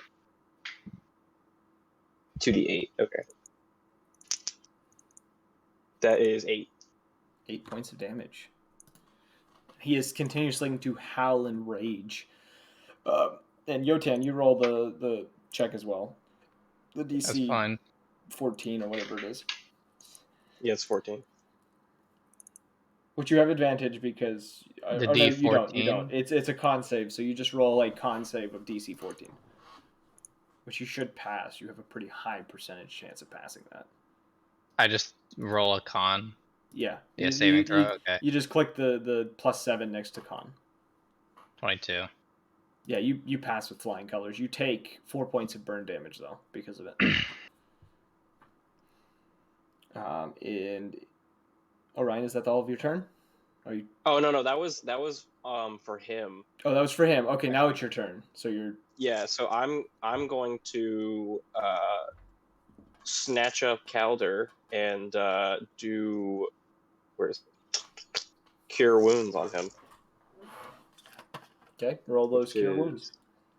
1d8 plus 3. That Counter is a spell. 7. No, I'm just kidding. So Calder gets 7 points healed. Does that bring him back to 0 or bring that him would back to that 1? brings him back up. Okay. So he is alive and well again. Pog. Can I I don't know if he has a potion on him or not, but I have a potion. I can give it to him so he can use it on his own turn. It's fine. I can get myself out and stuff. Okay, cool. And that is my turn. Okay. It is now Jotun's turn, who is still grappling the flailing feral Kellic. I'm gonna try and I'm gonna lay on my back and wrap my legs around his legs so that he can't flail as much. So I'm laying on the ground, my back on the ground, his back on. I've held dogs like this in real life. Like they can't get away from this shit. Roll a, let's say, athletics check, and he'll try to roll to prevent you from pinning him. This will put him into the restrained. If he failed, which he failed. Wow, that was a shitty roll. So he is now restrained. Just imagine, essentially, I just shuffle my legs in front of his and just fall backwards like a fucking. You just hear a stone hitting the stone pavement, essentially. Calder, it is now your turn. I have a bonus action, don't I? Oh yeah, you do have bonus action. Sorry, what's your bonus action? I'm gonna headbutt him in the back of the head. Roll an attack. That's an unarmed strike, right? Yes. With advantage, but Yes, it doesn't matter. That's gonna hit. Yeah, that hits. Roll that unarmed. Well, the unarmed strike with your head is just 6, so he takes 6 points of bludgeoning damage. To the head, though. Yeah, it's now Calder's turn. So that shit's gotta hurt. Calder. Your boy is restrained on the ground right now. I will back up my 30 feet. And then cast...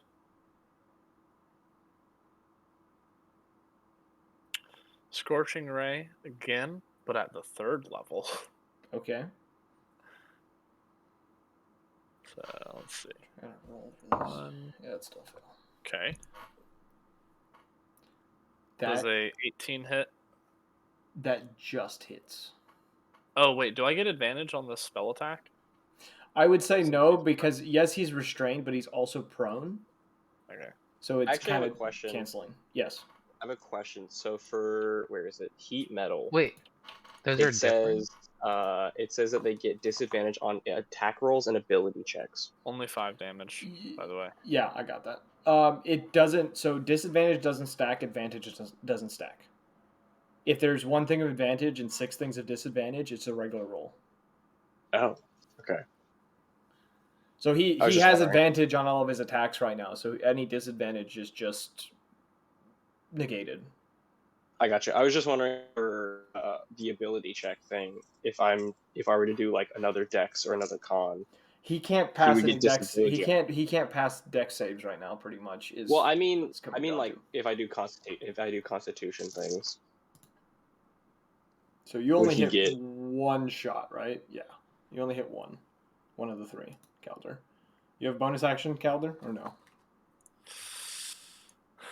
Let's see. Wait, what's the difference between grapple between A restrain is prone a and a restrain is a more intense grapple. Grapple yeah, but just what's the means difference between you're a prone and a restrain? prone. You can get up from. It takes half your movement to get out of prone, and Oh. you Restrain you just can't get out of. you have to make a strength check to get up. But with prone as well, ranged weapon attacks against you have disadvantage. Melee attacks against you have advantage. And Yeah, but that's the thing. I just never understood that. I feel like if you're in any state that slows you down or hinders you, you should have an advantage on hitting them from a ranged, right? laying prone though, you have less of a target. That's why it's disadvantage. Unless you're standing over top of them or above them. Prone is a special thing. Like, well, I mean, if you're standing over top of them, then the target's the smallest it'll ever be. Like if they're standing up and you're standing above them and you're looking down at the top of their head, they're going to be the tiniest they'll ever be. In relation to laying on the ground, they will be horizontally as large as they would be vertically. remember it this way: this is D&D, not real life. I'm just going by the rules. I just don't understand that one rule. I just don't get it. It makes All right, perfect sense to me, but that's just me. Anyway, it's back to Kellick's turn, who's still flailing about at Yotan, and is going to attempt to scratch you in the face 3 more times again. That one's a hit. That's a fail. That one is also a hit. So Yotan, you're going to take another. The first slash across you is going to do. I'll Trying have to do math. Yeah. That is 15 points of damage, which have to 7. 7. And the other one is going to do 14 points of damage, half to 7. And he's going to use his second wind to strike you 2 more. Try to strike at you 3 more times. That's a fail. That's a success. That's a success, which is going to do another. That one is 18 points of slashing, reduced to 9, and 11 points, which reduced to 5. 28. That is the end of Kellick's turn. Back to Orion. He has to do a Constitution save. Constitution saving throw. He passes this one. Does he pass his Which wisdom check? I think he just doesn't take extra damage. Okay, so he just I doesn't don't take think damage this turn. Let's see. Or is it half damage? I think no. I think it's half damage, and he doesn't get negative effects. Hey, I'm just letting you know soon that if you guys don't knock this motherfucker out, he's gonna start losing some limbs. So I would hop to it because I'm not gonna be able to tank that much damage much longer. That was a 12. 12. So he would take 6 points of damage. We're looking to knock him out, not like kill him, That's right? fine. He is Yeah. Are we? He's looking very bloodied right now. Like can't you like hit to? You can do non-lethal damage. That's to what certain I things, That's what I thought. So yeah. Yotan is, unless Orion has another thing. Actually, Orion just did the thing. Yeah, Orion, it's still your turn. Yeah, no. I'm going to do Wither and Bloom again. Okay. At a 3rd level, which is a Constitution 14 save. He succeeds with flying colors. God damn it! All right. Also healing Yotan and Calder. Yep. How much damage? Oh, fucking god damn it.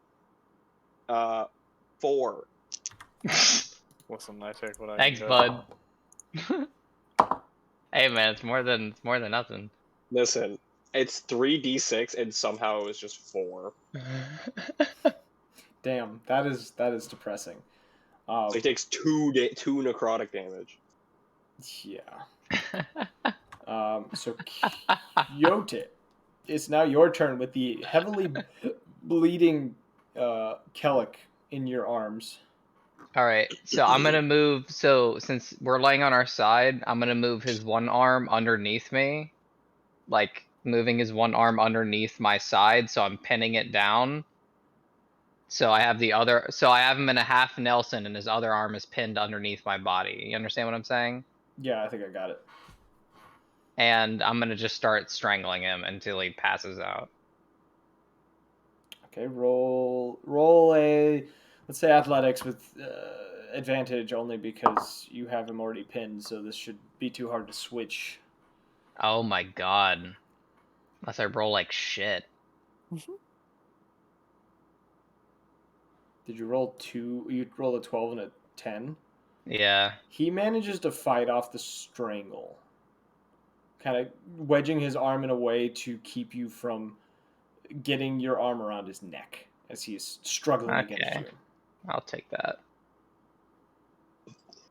I have a quick question. Yes. So if he is grappled and I do a spell that requires a dex save, he gets disadvantage on that, or is it just like a free attack? Because he's restrained, he has disadvantage on it. How is that a Cool. disadvantage? It should just be a free attack, shouldn't it? Like, there's no save he can do. He is completely immobilized. A dex save doesn't necessarily have to be moving out of the way, but it's more of, are you fast enough to prepare yourself for the strike? Okay. Like, flex your Also, muscles, yeah. I guess. Just a question of how careful spell works. If I do careful spell and someone is grappling someone, it still works for me to exclude them from getting hit? Yes, it does. Yeah, careful spell will Sick. automatically mold around a person. Alright, Yotin, you're gonna have to trust the process on this next one, I'm not gonna lie. Okay, it is now Calder's turn, now that Yotain is gone. I'm gonna come. I guess I'll just attack. Same thing. Another what was it, Scorching Ray. At Okay. that 3rd level. Oh no. Fail. Dose. Hit. 8 damage. Trace. Crits. Another 8. You watch as the first ray. Another crit! Oh.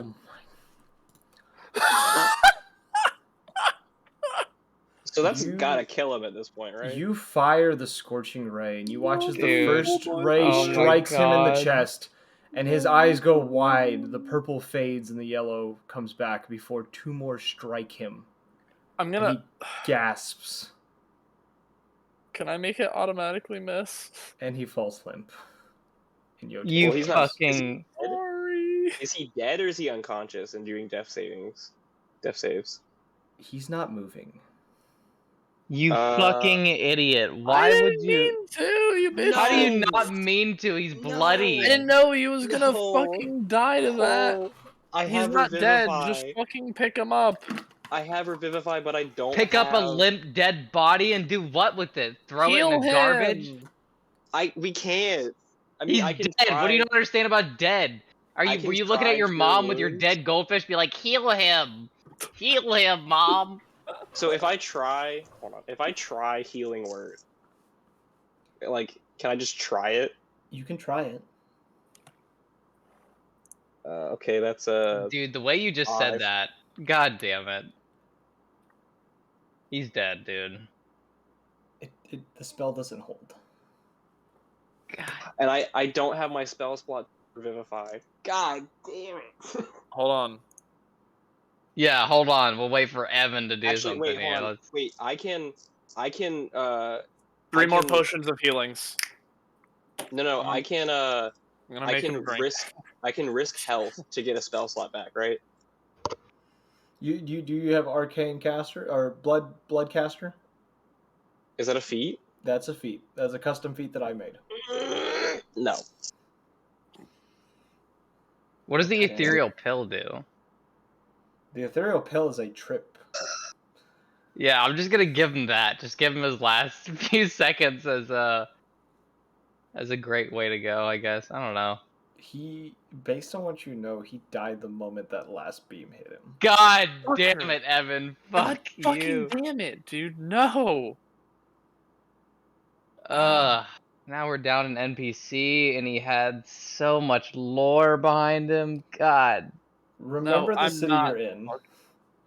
We're taking him to a fucking priest, bro. I'm carrying his ass on my back. I'm still holding him in my arms. You're the one that killed him in my arms. Oh god damn it.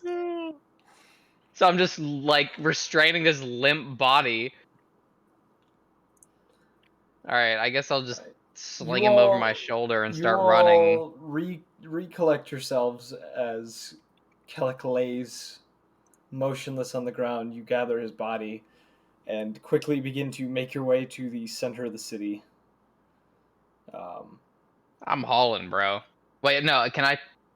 How far away is the center of the city? Running, it'd probably take you 10 minutes. Yeah, but in feet. Probably a couple thousand feet. Okay, never mind. So you all begin sprinting towards the center of the city, running with his body over Yotan's shoulders. I'm assuming you're trying to find a temple. Is that what you're doing? Evan, this is on you. Yes. Trying to find any sort of healer, sort of. So it takes you roughly 30-ish minutes to find a healer of any kind, which Oh, he's is dead. within a temple of Dominus. And rushing inside, there's a very quick response by the priest as they begin rushing around trying to gather the needed resources and such as you are ushered out of the room where you were told to place his body. Several minutes pass without any words from anyone before one of the priests comes out of the chamber looking a bit tired and worked, but other than that, relatively relieved. And he turns to all of you, this half-elven individual, and says, "Your friend should be fine, but he's going to need a lot of rest." Bullshit. He should be fine. He should be dead, and Calder should feel bad about this, is all I'm Fuck saying. you. Fuck you.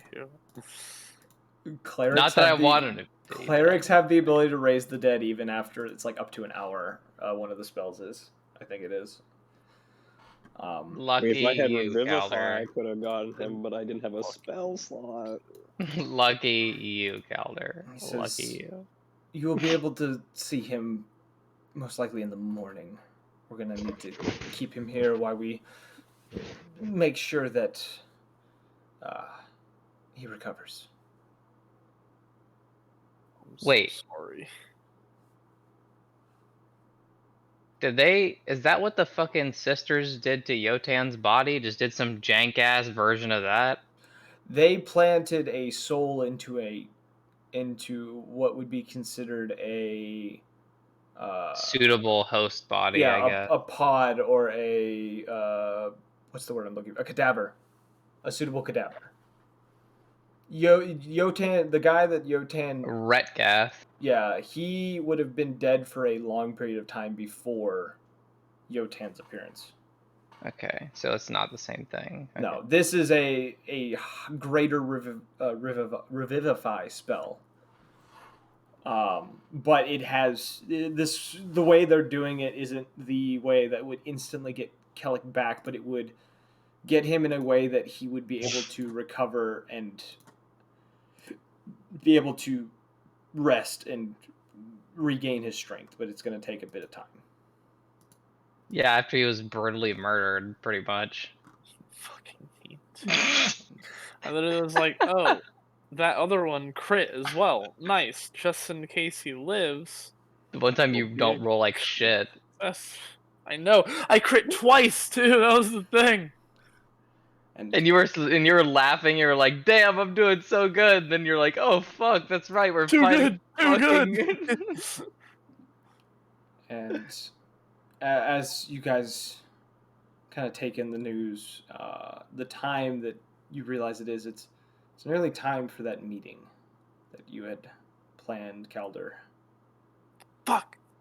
God, we're fighting, so I couldn't ask the party. And we will end the session there for next time. That was good wine.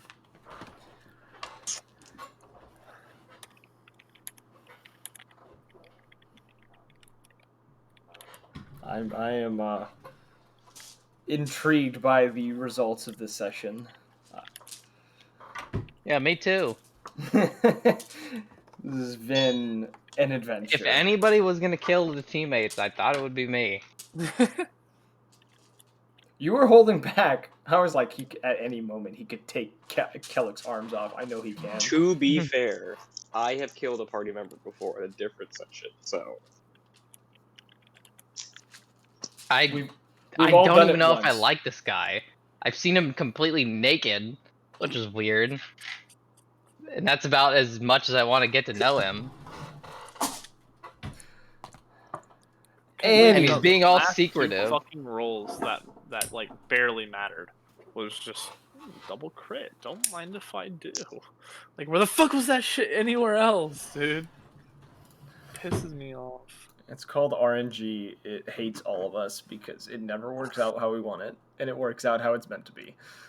And then I was like, what are the only moves that don't have a dex save involved so that fucking your damn plus fucking 20 or some gay shit? He only has a +5, but he had disadvantage, and he was rolling like shit anyways the entire time. He failed every. He was actually supposed to snap out of it sooner, but he failed every wisdom save. I rolled a 1 underneath the wisdom save for like 3 of the turns. I just I kept was just hearing like- that dice hit the thing, dude, just over and over and over again. I I was was like, damn, rolling this kid. just below what he needed to snap out of the charm. I was literally like, I know he's charmed. I can't counterspell a fucking charm. I can't counterspell him taking a giant fucking buff, kill everyone pill, and he But- Yeah, fucking let's- downs me instantly. On Let's- that note, we're gonna end the session. So I'm gonna do the outro real quick. We can talk about this more. So for those who have graced us with your presence or watch this in the future, we hope you guys enjoyed. Follow the Twitter, the Discord, or the Twitch for updates when we're streaming. The Discord is the best for if you want to communicate with us and possibly partake in one-shots in the future if we ever do those again. I have some planned. I just haven't made them to use yet. And if you guys want to catch up on any previous episodes, we got the beautiful YouTube page, perfectly organized. I keep it up to date, so you guys can keep up to date with the events of the story. As always, we hope to see you all in the next one. Peace.